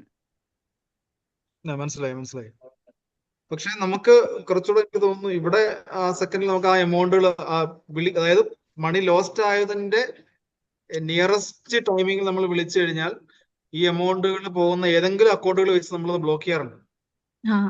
അങ്ങനെ പരസ്യം കണ്ടിട്ട് അത് അറിഞ്ഞുകൊണ്ടാണ് നമ്മളെ വിളിച്ചത്. പക്ഷെ അപ്പോഴേക്കും അവർ തിരിച്ചു വിളിക്കാൻ തന്നെ ആദ്യം ഒരാളെ അസൈൻ ചെയ്ത് തിരിച്ചു വിളിക്കാൻ തന്നെ 1 മണിക്കൂറോളം സമയം എടുത്തിട്ടാണ് തിരിച്ചു വിളിച്ചത്. പിന്നെ അപ്പോഴേക്കും അത് അവർ ക്ലോസ് ആക്കി. ഈ സ്കാം അതായത് നമ്മുടെ കയ്യിൽ നിന്ന് പോകുന്നതിന് മുമ്പ് ആ 2 ATM വിഡ്രോവൽ മാത്രം നടത്തിയിട്ടുള്ളൂ. വേറെ ഏതെങ്കിലും ലിങ്കുകൾ നമ്മുടെ ഫോണിലേക്ക് വന്നത് ക്ലിക്ക് ചെയ്യുക? അതിനുശേഷം ഒരാഴ്ച കഴിഞ്ഞിട്ട് ഞാൻ വെറുതെ എന്റെ ഹസ്ബൻഡിന്റെ കയ്യിലായിരുന്നു ഫോണ്. ഞാൻ ജസ്റ്റ് ഞങ്ങൾ രണ്ടുപേരുടെ അക്കൗണ്ട് ആയിരുന്നു. പക്ഷെ സെയിം നമ്പർ ആയിരുന്നു. ഫോൺ നമ്പർ മൊബൈൽ നമ്പർ രണ്ടുപേരും ഒന്നായിരുന്നു, ബാങ്കുമായിട്ട് കണക്ട് ചെയ്തിരിക്കുന്നത്. ഞാൻ ഒരാഴ്ച കഴിഞ്ഞ് ജസ്റ്റ് നോക്കിയപ്പം ഒരു SMS ഇതുപോലെ ഓൺലി സ്പെഷ്യൽ ക്യാരക്ടേഴ്സിന്റെ ഒരു SMS വന്ന് കിടക്കുന്നത് കണ്ടു. പക്ഷെ അത് ഞങ്ങൾ പിന്നെയാണ് ശ്രദ്ധിച്ചത്. അത് ഞാൻ അവിടെ ബാങ്കിൽ ഇവരോട് സൈബർ ക്രൈമിൽ ചെന്നപ്പോൾ ഞാൻ പറഞ്ഞായിരുന്നു സാറിന്റെ അടുത്ത്. പക്ഷെ അവര് പറഞ്ഞു അവർക്കൊരു ഇതായിരുന്നു, ഇതൊരു സാധാരണ കേസായിരുന്നു, അവർക്ക് ഇതിനേക്കാളും വലിയ കേസുകൾ വരുന്നുണ്ട്, ഇതൊന്നും സംഭവിക്കാൻ പോകുന്നില്ല എന്നുള്ള ഒരു ആക്ഷൻ ആയിരുന്നു അവരുടെ ഭാഗത്തുനിന്നുണ്ടായിരുന്നേ. ഈ പോലീസിന്റെ അവസ്ഥ അറിയത്തില്ല. പക്ഷെ നമുക്ക് അങ്ങനെ പ്രയോറിറ്റി എല്ലാത്തിലും കൊടുക്കാറുണ്ട്. പിന്നെ ഹ്യൂജ് ഒരു കാര്യം പറയാം, ഇപ്പൊ കേരളത്തിലായാലും 1930 എന്ന നമ്പറിൽ വിളിച്ചു കഴിഞ്ഞാൽ നമുക്ക് 1, 2, 3, 4, 5 തവണ ട്രൈ ചെയ്താലും കിട്ടാറില്ല. കാരണം അത്രയ്ക്ക് കോളുകളാണ് ഡെയിലി വന്നുകൊണ്ടിരിക്കുന്നത്. അപ്പോൾ സാധാരണ അവർ പറയും കുറച്ച് ടൈം കഴിഞ്ഞ് ഞങ്ങൾ തിരിച്ചു വിളിച്ചോളാം, പേടിക്കണ്ട എന്ന് പറഞ്ഞിട്ട് തിരിച്ചു വിളിച്ച് നമ്മൾ ആ പ്രോബ്ലം എത്രയും പെട്ടെന്ന് സോൾവ് ചെയ്യാൻ ശ്രമിക്കാറുണ്ട്. പിന്നെ അവിടെ ഞാനത് ഒന്നുകൂടെ ഒന്ന് നോക്കട്ടെ വേണം. കാര്യം ഡൽഹി പോലീസിൽ 3-4 years back ആണ്, ഒരു 4 വർഷമെങ്കിലും ആയിട്ടുണ്ട്. ഓക്കെ മനസ്സിലായി. പക്ഷെ നമ്മളിവിടെ ചെയ്യാറുണ്ട്, ഇവിടുത്തെ അവസ്ഥ അറിയത്തില്ല. എങ്കിൽ അത് ആ ലിങ്ക് SMS ലിങ്ക് ഇപ്പോഴും കയ്യിൽ കിടപ്പുണ്ടോ? എനിക്ക് അതൊന്ന് ഫോർവേഡ് ചെയ്യാൻ പറ്റുമോ? ഉണ്ട്, ഞാൻ നോക്കാം. എനിക്കൊന്ന് ഫോർവേഡ് ചെയ്തന്നെ. ഞാൻ നമ്പർ ചാറ്റ് ബോക്സിൽ ഇട്ടിട്ടുണ്ട്. Okay, thank you. വേറെ ഏതെങ്കിലും ഇങ്ങനെയുള്ള ഇൻസിഡൻസ് ഏതെങ്കിലും അറിയോ? കോമൺ ആയിട്ട് ഞങ്ങളുടെ മുമ്പിൽ വരാറുള്ള അത്യാവശ്യം കാര്യങ്ങൾ ഞാൻ പറഞ്ഞു എന്ന് എനിക്ക് തോന്നുന്നു. വേറെ എന്തെങ്കിലും ചോദിക്കണേ. സെഷൻ ഓവർ ആവാറായി. Q&A. ഇത്തരം ഈ ATM ന്ന് പണം എടുത്തു കഴിഞ്ഞപ്പോഴ് ക്ലോണിംഗ് നടത്തി കാണുമോ? ഇത്തരത്തിലുള്ള കാർഡ് വേറെ ഉണ്ടായി കാണുമോ? എന്തായിരിക്കും അതിന്റെ കാര്യം എന്നുള്ളതും കൂടെ ഒന്ന് പറഞ്ഞു കൊടുത്ത ആൾക്കാർക്ക് കുറെ കൂടെ മനസ്സിലായി. പോയിരിക്കുന്ന എമൗണ്ടിന്റെ ഡിനോമിനേഷൻ ഒന്ന് പറഞ്ഞ മാഡം. എല്ലാം ബിലോ 5,000 ആയിരുന്നു. 4,960, 4,000 എല്ലാം ബിലോ 5,000. ഒരു റൗണ്ട് ഫിഗർ ആണോ പോയിരിക്കുന്നത്? അല്ല, 4,996, 4,991, 4,992. ATM വിഡ്രോവൽ അല്ല. അത് ആ ലിങ്കിൽ ക്ലിക്ക് ചെയ്യുന്ന സമയത്ത് ഒന്നുകിൽ ഏതെങ്കിലും ഷോപ്പിംഗ് ആയിരിക്കും, അല്ലെങ്കിൽ മിക്കവാറൊക്കെ ആ എമൗണ്ട് വരുന്ന സമയത്ത് ഷോപ്പിംഗ് അവർ ചെയ്യുന്നത് നമ്മുടെ പേടിഎം ഒക്കെ യൂസ് ചെയ്തിട്ട് ഏതെങ്കിലും ഷോപ്പിംഗ് ലെവലിലേക്കാണ് സാധാരണ ഇങ്ങനെയുള്ള ആൾക്കാർ ചെയ്യാറ്. ATM വിഡ്രോവൽ ആവില്ല. അല്ല, ജയശ്രീ മാഡം, ഇത് ATM യൂസ് ചെയ്തതിന് ശേഷമാണോ ഈ സംഭവിച്ചത്, അല്ല, സെയിം ഡേ അല്ല, അല്ല ഒരു അത് ദിവസം ATM ശേഷം. യൂസ് ചെയ്യുന്നതുമായിട്ട് ബന്ധമില്ല സാർ. ഇല്ല. അത് ഓക്കെ. അത് ബന്ധം ATM യൂസ് ചെയ്യുന്നതുമായിട്ട് ബന്ധമല്ല. ആ അതിന് മുമ്പ് വന്ന SMS ആണ് പ്രശ്നം. അല്ല, അതാ ഞാൻ പറഞ്ഞ ലിങ്ക് എനിക്ക് അയച്ചു തരാൻ പറഞ്ഞു. ജസ്റ്റ് ഞാൻ ചെക്ക് ചെയ്ത് നോക്കട്ടെ. ഓക്കെ. അപ്പോ കേസന്വേഷണത്തിലാണ്, അതിന്റെ ഒരു തിരക്കുണ്ട്. നമുക്ക് അത്യാവശ്യം ഒന്ന് വൈൻഡ് അപ്പ് ചെയ്യാൻ തോന്നുന്നു. വേറെ നമുക്ക് നല്ലൊരു ലെങ്തി ആയിട്ടൊരു സെഷൻ ഞാൻ ഡൽഹിയിൽ ഇടയ്ക്ക് വന്നിട്ടുണ്ടായിരുന്നു. ഈ ഗ്രൂപ്പിൽ തന്നെ അംഗമായ അജിത ചേച്ചി എൻ്റെ ഒരു റിലേറ്റീവ് ആണ്. അപ്പോൾ ഞങ്ങൾ അവിടെ ഒരു 2-3 ദിവസം ഉണ്ടായിരുന്നു. നമുക്ക് അവിടെ മിക്കവാറും ക്രൈം കേസുകൾ അന്വേഷിച്ച് വരുന്ന സമയത്ത് ഇന്ത്യ ഒട്ടാകെ പോകുന്നുണ്ട്. ഡൽഹിയിൽ വരുന്ന സമയത്താണെങ്കിൽ നമുക്കൊരു ഓഫ്ലൈൻ കുറച്ച് സെഷൻ കൂടി നമുക്ക് പറ്റുമെങ്കിൽ നോക്കാം. അപ്പോൾ കുറച്ചുകൂടെ അത് പ്രയോജനപ്പെടുമെന്ന് തോന്നുന്നു. ഡയറക്റ്റ് ഇന്ററാക്ട് ചെയ്യുന്ന സമയത്തേ കുറച്ചുകൂടെ ഡീറ്റെയിൽ ആയിട്ട് നമുക്ക് പറയാൻ പറ്റും. നിങ്ങളുടെ പ്രശ്നങ്ങളും എനിക്ക് അറിയാവുന്നതാണെങ്കിൽ ഞാൻ ഉറപ്പായിട്ടും പറഞ്ഞുതരാം. അറിയാൻ വയ്യാത്തതാണെങ്കിൽ റെഫർ ചെയ്തിട്ട് പറഞ്ഞു തരാം.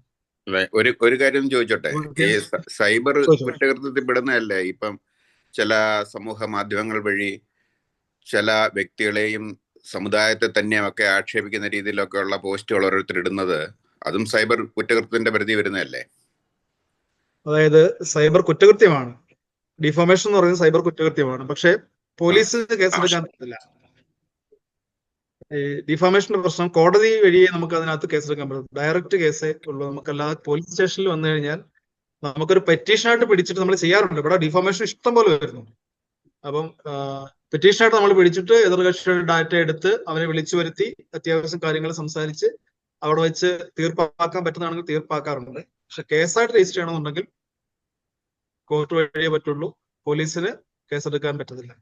അല്ല, പരാതി കൊടുത്താല് കേസെടുക്കാൻ പറ്റില്ല. കാരണം ഈ നമ്മുടെ നായർ സമുദായത്തിനെ അധിക്ഷേപിച്ചുകൊണ്ട് പലരും സമൂഹം ഫേസ്ബുക്കിലൊക്കെ പല പോസ്റ്റുകളും ഇട്ട് അതിനെതിരെ പലരും കൊണ്ട് കേസ് കൊടുത്തിട്ടുണ്ട്. സൈബർ പോലീസില് തിരുവനന്തപുരത്ത് കേസ് കൊടുത്തിട്ട് അതിൽ ആക്ഷൻ ഒന്നും എടുത്തിട്ടില്ല. ഇപ്പോഴും അവര് ഈ ചെയ്യുന്നവര് അധിക്ഷേപം തുടരുന്നവര് തുടർന്നുകൊണ്ടേയിരിക്കുകയാണ്.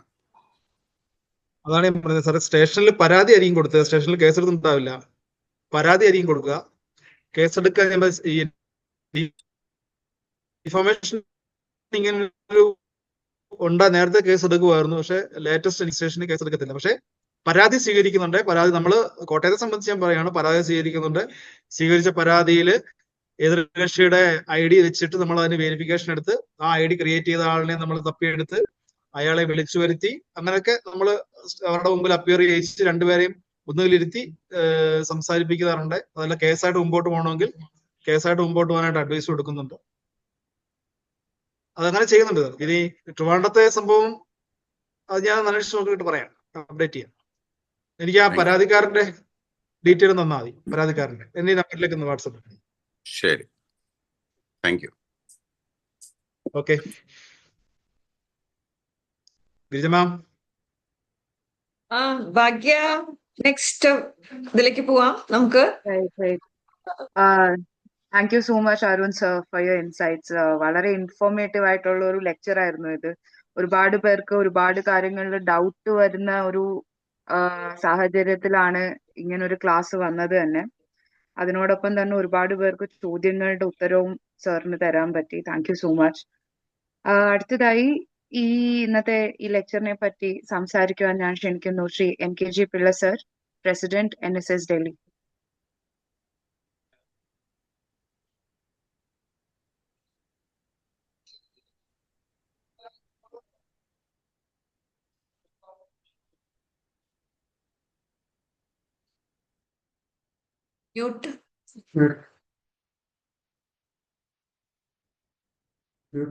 മ്യൂട്ടാണ്.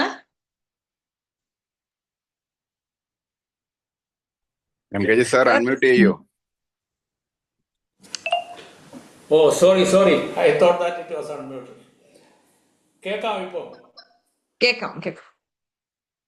നമസ്കാരം മിസ്റ്റർ അരുൺ. ഇന്നത്തെ ഈ സെഷൻ വളരെയധികം പ്രയോജനകരമായിട്ടുള്ളതാണ്. ഞങ്ങളുടെ പലർക്കും, ഞാനാണെങ്കിൽ അത്ര ഒരു കമ്പ്യൂട്ടർ സേവി ആയിട്ടുള്ള ആളല്ല, എങ്കിൽ പോലും ഈ സൈബർ ക്രൈമിനെ പറ്റി കൂടുതൽ മനസ്സിലാക്കാൻ താല്പര്യമുണ്ട്. അല്പമൊക്കെ നമ്മൾ എന്തെങ്കിലുമൊക്കെ സേവിങ് ഉണ്ടെങ്കിൽ അത് വല്ല ATM കാർഡൊക്കെ ഉപയോഗിക്കുമ്പോഴത്തേക്ക് അപകടത്തിൽപ്പെട്ട് ഉള്ളത് നഷ്ടപ്പെടുമെന്നുള്ള ഭയം പലപ്പോഴും ഉണ്ടായിട്ടുണ്ട്. ഇപ്പോഴാണെങ്കിൽ ഒരു ചോദ്യം എനിക്കുള്ളത്, നമ്മൾ ക്രെഡിറ്റ് കാർഡ് ഉപയോഗിക്കുന്നു. ഈ ക്രെഡിറ്റ് കാർഡ് ഉപയോഗിക്കുമ്പോഴത്തേക്ക് നമ്മൾ ഒരു പിൻ ഉപയോഗിച്ചിട്ടാണല്ലോ അത് വാലിഡ് ആക്കുന്നത്. പക്ഷെ ആ പിൻ ഇല്ലാതെ ചിലപ്പോൾ ഇങ്ങനെ ടച്ച് ചെയ്തിട്ട് അവർ എടുക്കുകയാണെന്നുണ്ടെങ്കിൽ അതിനകത്ത് വല്ല അപകടം ഉണ്ടാവുമോ? അരുൺ, സാർ എനിക്ക് ആ വോയിസ് കുറച്ച് ലോ ആയിട്ടാണ് കേട്ടത്, ഒന്നുകൂടെ റിപ്പീറ്റ് ചെയ്യാൻ പറ്റുമോ സാറേ? നമ്മളെ ഈ ATM കാർഡ് എന്ന് പറഞ്ഞു കഴിഞ്ഞാൽ നമ്മുടെ ഈ ക്രെഡിറ്റ് കാർഡ് തന്നെ ഉപയോഗിക്കുന്നു. ഓക്കെ, കേൾക്കാം? ആ, ഓക്കെ. ക്രെഡിറ്റ് കാർഡ് ഉപയോഗിക്കുന്നു. ക്രെഡിറ്റ് കാർഡ് ഉപയോഗിച്ച് കഴിയുമ്പോഴത്തേക്ക് നമ്മൾ രണ്ട് തരത്തിലാണ്. ഒന്ന്, ആ ക്രെഡിറ്റ് കാർഡിന് ഒരു പിൻ നമ്പർ ഉണ്ട്. ആ പിൻ നമ്പർ ഉപയോഗിച്ചാലേ ആ പേയ്മെന്റ് വാലിഡ് ആകത്തുള്ളൂ. പക്ഷെ ചിലത് അവരിങ്ങനെ ടച്ച് ചെയ്തിട്ട് അത് വാലിഡായി എന്ന് പറയുകയും ചെയ്യുന്നു. ഇതിൽ എന്തെങ്കിലുമൊക്കെ അപകടം ഉണ്ടോ? ഇതിനകത്ത് നമുക്ക് ഈ സൈബർ ക്രൈമിന്റെ എന്തെങ്കിലും പരിധിയിൽ വരുന്നതായിട്ടുള്ള കുറ്റങ്ങളൊക്കെ കണ്ടുപിടിച്ചിട്ടുണ്ടോ?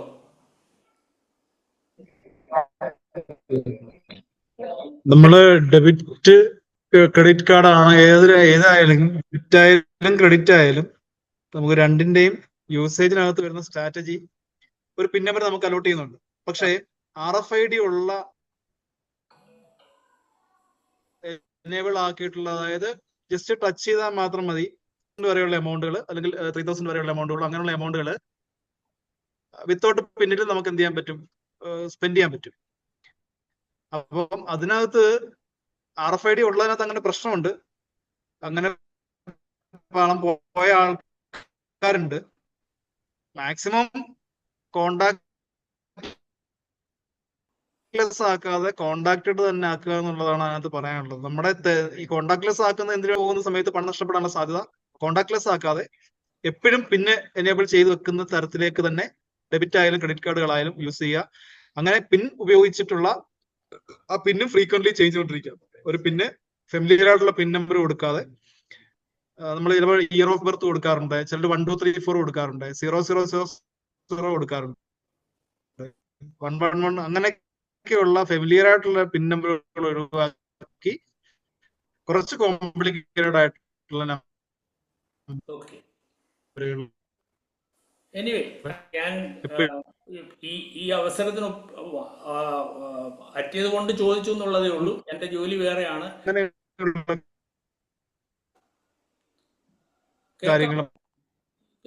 രാജ്കുമാർ, കേൾക്കാമോ ഞാൻ പറയുന്നത്? വെക്കുക എന്നുള്ളതാണ് അതിനകത്ത് എടുക്കുക. അതായത്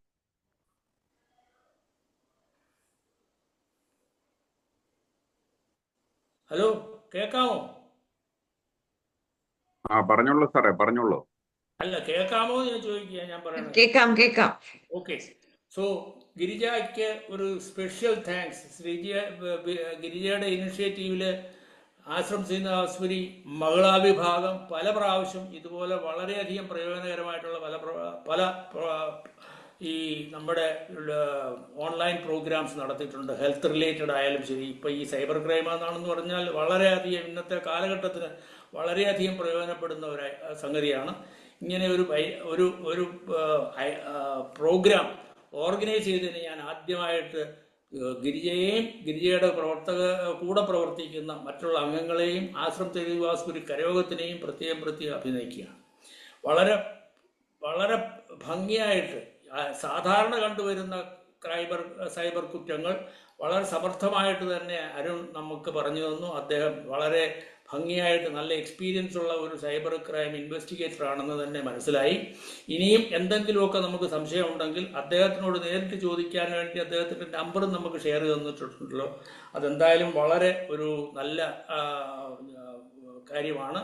ഇങ്ങനെയുള്ള പരിപാടികൾ വീണ്ടും ഉണ്ടാക്കുകയും നമ്മളെ കൂടുതൽ അവയർനെസ് ഉണ്ടാക്കാൻ വേണ്ടിയുള്ള പ്രോഗ്രാമിന് ഞങ്ങൾക്ക് ഗിരിജയോടും കരയോഗത്തിനോടും നന്ദി രേഖപ്പെടുത്തുന്നു. ഇതിനകത്ത് ചേർന്നിട്ടുള്ള എല്ലാ അംഗങ്ങളും ഇത് സശ്രദ്ധം ശ്രദ്ധിക്കുകയും ഇനിയും എന്തെങ്കിലും ഇതിനകത്തൊക്കെ ചോദ്യങ്ങളോ സംശയമോ ഉണ്ടാവുകയാണെന്നുണ്ടെങ്കിൽ അതിനുവേണ്ടി പ്രത്യേകം നമുക്ക് വീണ്ടും ഒരു സെഷൻ ഓർഗനൈസ് ചെയ്യാനും വിഷമം ഉണ്ടാവുകയില്ല. ആൻഡ് ഇതിൽ ഇന്ന് പങ്കെടുത്ത് ഇത്രയും സമയം നമുക്ക് വേണ്ടി ചെലവഴിച്ച അരുണിനും അദ്ദേഹത്തിൻ്റെ ആ സ്ഥാപനത്തിന്, അവിടുത്തെ പോലീസ് സ്റ്റേഷനിലും അദ്ദേഹത്തിൻ്റെ സീനിയർ ഇവിടെ അപ്പിയർ ചെയ്ത അദ്ദേഹത്തിനും പ്രത്യേകം നന്ദി നേരുന്നു. നന്ദി, നമസ്കാരം, Jai Hind. Thank you so much Pillai sir. അടുത്തതായി ഇന്നത്തെ ഈ ലെക്ചറിനെ പറ്റി സംസാരിക്കുവാൻ ഞാൻ ക്ഷണിക്കുന്നു Shri MD Jayaprakash sir, general secretary NSS Delhi. എല്ലാവർക്കും നമസ്കാരം. വളരെ എന്താണ് നമ്മള് സാക്ഷരതയില് മുമ്പിട്ട് നിൽക്കുമ്പോഴും സൈബർ സാക്ഷരതയിൽ വളരെ പിന്നിലാണെന്നുള്ളത് നമുക്കൊരു വിഷമം തരുന്ന കാര്യമാണ്. അത് നമ്മൾ കേരളത്തിലെ നമ്മുടെ കേരളത്തിലുള്ളവരും അതുപോലെ മലയാളികൾ പൊതുവെ ഇത്തരത്തിലുള്ള തട്ടിപ്പുകളിലൊക്കെ പെട്ടെന്ന് ചെന്ന് വീഴുന്നത് മലയാളികളാണെന്നുള്ളത് നമുക്കൊരു വിഷമം തരുന്ന കാര്യമാണ്. അപ്പൊ അതുകൊണ്ടാണ് കേരളത്തിൽ ഏറ്റവും കൂടുതൽ സൈബർ കുറ്റകൃത്യങ്ങൾ ഉണ്ടാകുന്നതും ഇത്തരം സൈബർ പോലീസ് സ്റ്റേഷനുകളൊക്കെ കേരളത്തിൽ പ്രവർത്തിക്കുന്നു. അതുകൊണ്ടാണ് വളരെ വിദഗ്ധമായിട്ട് അത് കേസ് അന്വേഷിച്ച് കുറ്റവാളികളെ പിടികൂടുന്നതിലും കേരള പോലീസ് വളരെ മുന്നിട്ട് നിൽക്കുന്നുള്ളത് നമുക്ക് എല്ലാവർക്കും അഭിമാനിക്കാവുന്ന കാര്യമാണ്. നമ്മളോടൊപ്പം ഇന്ന് അരുൺകുമാർജി വളരെ നല്ല രീതിയിൽ സൈബർ കുറ്റകൃത്യങ്ങളെ അതിനെതിരെ അന്വേഷണം നടത്തി കുറ്റവാളികളെ കണ്ടെത്തുന്നതിൽ അദ്ദേഹം മികച്ച പോലീസ് ഓഫീസർ എന്നുള്ള പേര് എടുത്തിട്ടുള്ള ആളാണ്. അദ്ദേഹത്തിന്റെ അനുഭവങ്ങളാണ് നമ്മളുമായിട്ട് ഇന്ന് പങ്കുവച്ചത്. അദ്ദേഹം നടത്തിയ അന്വേഷണങ്ങളുടെ ചെറിയ വിവരണങ്ങളൊക്കെയാണ് നമ്മളോട് പങ്കുവച്ചത്. അത്തരത്തിലുള്ള ചതിക്കുഴികളിൽ നമ്മൾ ചെന്ന് വീഴാതിരിക്കാനുള്ള മുൻകരുതലുകൾ നമ്മൾ എടുക്കണം. ഞാൻ ഇപ്പൊ പറഞ്ഞതുപോലൊക്കെ നമുക്ക് എല്ലാവരും നല്ല വിദ്യാഭ്യാസമുള്ളവരാണ്. പക്ഷെ സൈബർ രംഗത്തുള്ള അത്തരം സാക്ഷരതയും ആവശ്യമാണ് എല്ലാവർക്കും. ഇപ്പം ആദ്യത്തെ ഒരു ചോദ്യം ചോദിച്ചു, അതൊരു സാധാരണ രീതിയിൽ നമുക്ക് 1 or 2 ഉത്തരം പറയേണ്ടതിന് പകരം ഞാനതുകൊണ്ടാണ് ഇടയ്ക്ക് പറഞ്ഞത്, നമ്മൾ ഉറപ്പ് വരുത്തിയതിന് ശേഷം നമ്മൾ എന്ത് ട്രാൻസാക്ഷനും മണി ട്രാൻസാക്ഷൻ നടത്തുന്നതിന് മുമ്പ് നമ്മൾ ഉറപ്പ് വരുത്തണം. എന്തെങ്കിലും തരത്തിലുള്ള ഇതേപോലൊക്കെ ലിങ്കിൽ ക്ലിക്ക് ചെയ്യുന്നതിന് മുമ്പ് നമ്മൾ 4 പ്രാവശ്യം ആലോചിച്ചിട്ട്, 2 പ്രാവശ്യം അല്ല 4 പ്രാവശ്യം ആലോചിച്ചിട്ട് ഏതെങ്കിലും ലിങ്കിൽ നമ്മൾ ക്ലിക്ക് ചെയ്യാവൂ. ഇത്തരത്തിലുള്ള കൊച്ചു കൊച്ചു കാര്യങ്ങൾ, അതേപോലൊക്കെ നമുക്ക് അറിവില്ലാത്ത നമ്പറിൽ നിന്ന് നമുക്ക് ഇത്തരത്തിലുള്ള ലിങ്കുകൾ SMS ആയിട്ടോ വാട്സപ്പ് ആയിട്ടോ ഒക്കെ വരികയാണെന്നുണ്ടെങ്കിൽ അതിനെ വളരെ സൂക്ഷിച്ച്, മിക്കവാറും അതൊക്കെ ഡിലീറ്റ് ചെയ്ത് കളയുന്നതാണ് നല്ലത്. അതിന്റെ റെസ്പോണ്ട് ചെയ്യേണ്ട, അത്യാവശ്യക്കാരാണെങ്കിൽ വീണ്ടും തിരിച്ചു വിളിക്കും. ആ രീതിയിലൊക്കെ ചെറിയ മുൻകരുതൽ എടുത്തു കഴിഞ്ഞാൽ നമുക്ക് ഇത്തരത്തിലുള്ള ട്രാപ്പിലൊന്നും ചെന്ന് വീഴാതിരിക്കാനായിട്ട് സാധ്യമാകും. അതുപോലെ സമൂഹ മാധ്യമങ്ങൾ ഉപയോഗിക്കുന്നവര് കാത്തു സൂക്ഷിക്കേണ്ട ചില മര്യാദകളും ഉണ്ട്. ഇത്തരത്തിലുള്ള ഇപ്പം ചാറ്റിങ്ങിലൊക്കെ ആവശ്യമില്ലാതെ പോകുമ്പോഴാണ് ചതിക്കുഴി ചെന്ന് പെടുന്നത്. അപ്പൊ അതുകൊണ്ട് നമ്മൾ സമൂഹ മാധ്യമങ്ങളൊക്കെ കൈകാര്യം ചെയ്യുമ്പം നമ്മൾ പാലിക്കേണ്ട ചില മര്യാദകളും കൂടെ പാലിച്ചുകൊണ്ട് പോയി കഴിഞ്ഞാൽ ഇതെല്ലാം വളരെ സുരക്ഷിതമായിട്ട് തന്നെ നമുക്ക് കൊണ്ടുപോകാനായിട്ട് സാധ്യമാകും. എന്നാലും ഇന്ന് നമുക്ക് ഇത്തരത്തിലൊരു പരിപാടി അറേഞ്ച് ചെയ്ത ആശ്രം ശ്രീനിവാസരി മഹിളാ സമാജത്തിന് എൻ്റെ എല്ലാവിധ അഭിനന്ദനങ്ങളും, അതോടൊപ്പം തന്നെ ആശ്രം ശ്രീനിവാസരി കരയോഗത്തിനും പ്രത്യേകിച്ച് അതിന് നേതൃത്വം കൊടുക്കുന്ന ഗിരിജ മാം, അതേപോലൊക്കെ ശ്രീമതി അജിത്ത്, അങ്ങനെ എല്ലാവരും. കാരണം ഇത്തരത്തിലുള്ള പരിപാടികൾ വീണ്ടും വീണ്ടും നമുക്ക് ഓൺലൈനായിട്ടും ഓഫ്ലൈനായിട്ടും ഒക്കെ നമുക്ക് സംഘടിപ്പിക്കണം. ശ്രീ അരുൺജി ഡൽഹിയിൽ വരുമ്പോൾ നമുക്ക് ഓഫ്ലൈനായിട്ടും ഇത്തരത്തിലുള്ള പരിപാടികൾ വേണമെങ്കിൽ നമുക്ക് ചെയ്യാം. മുൻകൂട്ടി അറിയിച്ചു കഴിഞ്ഞാൽ നമുക്ക്, കാരണം കുറെ കൂടെ പേരെ നമുക്ക് ഇരുത്തി നല്ല രീതിയിൽ തന്നെ വേറൊരു സെഷൻ ഓഫ്ലൈനായിട്ട് വേണേലും നമുക്ക് ചെയ്യാവുന്ന കാര്യമാണ്. കാരണം ഇത് വളരെ ഇന്നത്തെ കാലഘട്ടത്തിന്റെ ആവശ്യമാണ് ഈ ഇത്തരത്തിലുള്ള ട്രാപ്പിൽ നിന്ന് പെടാതിരിക്കുക എന്നുള്ളത്. അപ്പൊ നമുക്ക് ഇതിപ്പം കുറച്ച് കാര്യങ്ങൾ മാത്രമേ അരുൺജിക്ക് പറയാനായിട്ട് സമയം കിട്ടിയുള്ളൂ. ഒരുപാടുണ്ട് ഇതുമായിട്ട് ബന്ധപ്പെട്ട ഓരോ ഫീൽഡിലും ഒരുപാട് കാര്യങ്ങൾ പറയാനായിട്ടുള്ളതാണ്. അത് ശരിക്കും ഒരു പ്രസന്റേഷൻ തന്നെ കൊടുത്ത് പറഞ്ഞെങ്കിൽ മാത്രമേ അത് എല്ലാവരുടെയും മനസ്സിലേക്ക് ശരിക്കും കയറത്തുള്ളൂ. അപ്പൊ നമുക്ക് അടുത്തൊരു അവസരത്തിൽ വീണ്ടും കുറെ സമയമെടുത്ത് അരുൺജിക്ക് സമയം കിട്ടുന്ന സമയം എപ്പോഴാണോ അന്നേരം നമുക്ക് ഒരു പ്രസന്റേഷനോട് കൂടി തന്നെ നമുക്ക് കാര്യങ്ങളെ ചെയ്യണം. കാരണം ഇന്ന് കവർ ചെയ്യാത്ത ഒരുപാട് പോയിന്റുകൾ ഉണ്ടെന്ന് എനിക്കറിയാം, അരുൺജിക്കും അറിയാം.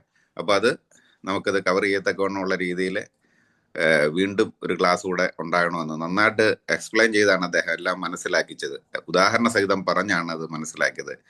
അത് എല്ലാവർക്കും ഉപകാരപ്പെട്ടു എന്ന് ഞാൻ വിശ്വസിക്കുന്നു. വീണ്ടും ഇത്തരത്തിലുള്ള പരിപാടികൾ ഉണ്ടാകട്ടെ എന്ന് ആശ്രം ശ്രീനിവാസ കരയോഗത്തിനോടെ അഭ്യർത്ഥിക്കുന്നു, മറ്റു കരയോഗങ്ങളോടെ അഭ്യർത്ഥിക്കുന്നു. അതോടൊപ്പം അരുൺജിക്ക് അദ്ദേഹത്തിന്റെ കർമ്മ മേഖലയില് കൂടുതൽ ഉയരങ്ങളിലേക്ക് എത്താനായിട്ട് എല്ലാവിധ ആശംസകളും നേരുന്നു. Thank you. നന്ദി ജയപ്രകാശ് സർ. അവസാനമായി നന്ദി പ്രകാശത്തിനായി ഞാൻ ക്ഷണിക്കുന്നു ശ്രീമതി അജിത അജിത്, സെക്രട്ടറി മഹിളാ വിംഗ്, ആശ്രം ശ്രീനിവാസ്പുരി, ജസോല കരയോഗ.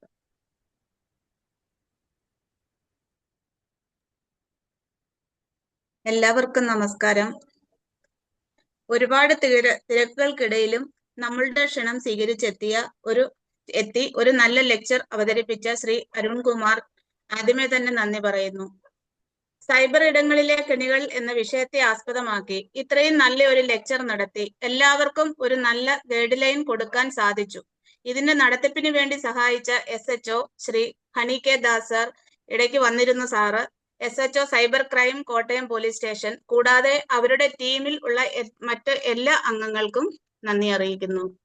ഇന്നത്തെ ഈ സെഷൻ സംഘടിപ്പിക്കുന്നതിന് എല്ലാ പിന്തുണയും പ്രോത്സാഹനവും നൽകിയ എപ്പോഴും നമ്മുടെ കൂടെ നിൽക്കുന്ന NSS Delhi president Shri MKG Pillai sir, general secretary Shri Jayaprakash സാറിനും പ്രത്യേകം നന്ദി അറിയിക്കുന്നു. ഡൽഹിയിൽ നിന്നും മറ്റ് സ്റ്റേറ്റുകളിൽ നിന്നും പങ്കെടുത്ത എല്ലാ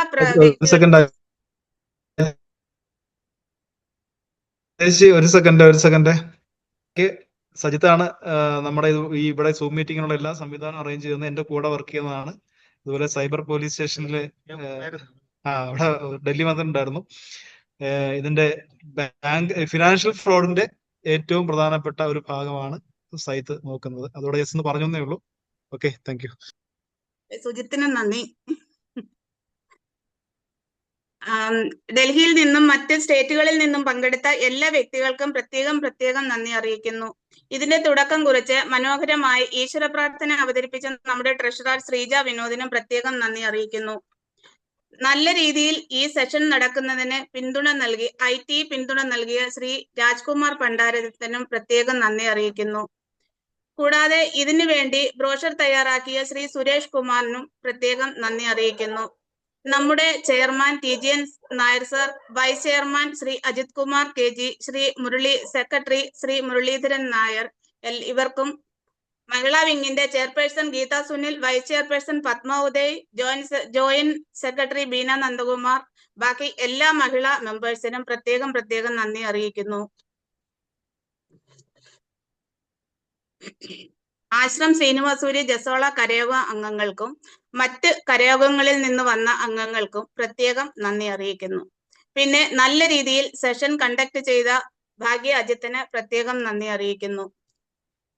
കൂടാതെ ഈ പരിപാടിയുടെ നെടുംതൂണും ഇതിനു വേണ്ടി ഏറ്റവും കൂടുതൽ പ്രയത്നിച്ച ഡോക്ടർ ഗിരിജ നായർ, നമ്മുടെ എല്ലാവരുടെയും പ്രിയപ്പെട്ട ഗിരിജ ചേച്ചിക്ക് ഇതിന് പ്രത്യേകം നന്ദി അറിയിക്കുന്നു. ഇത്രയും ഊഷ്മളവും പരിചിതവുമായ രീതിയിൽ നിങ്ങളുടെ അറിവിനെ ഞങ്ങൾക്ക് വേണ്ടി മാറ്റിവെച്ച അരുൺകുമാർ CS-ന് ഒരിക്കൽ കൂടി NSS ഡൽഹിയുടെ പേരിലും ആശ്രം ശ്രീനിവാസ്പുരി ജസാള കരയോഗത്തിന്റെ പേരിലും പ്രത്യേകം നന്ദി അറിയിക്കുന്നു. നമസ്കാരം. Thank you so much all. Good evening. Thank you everyone. എല്ലാവരോടും ഒത്തിരി താങ്ക് യു. എല്ലാവരും ജോയിൻ ചെയ്തതിന് അരുൺജിക്ക് പ്രത്യേകം താങ്ക്സ്.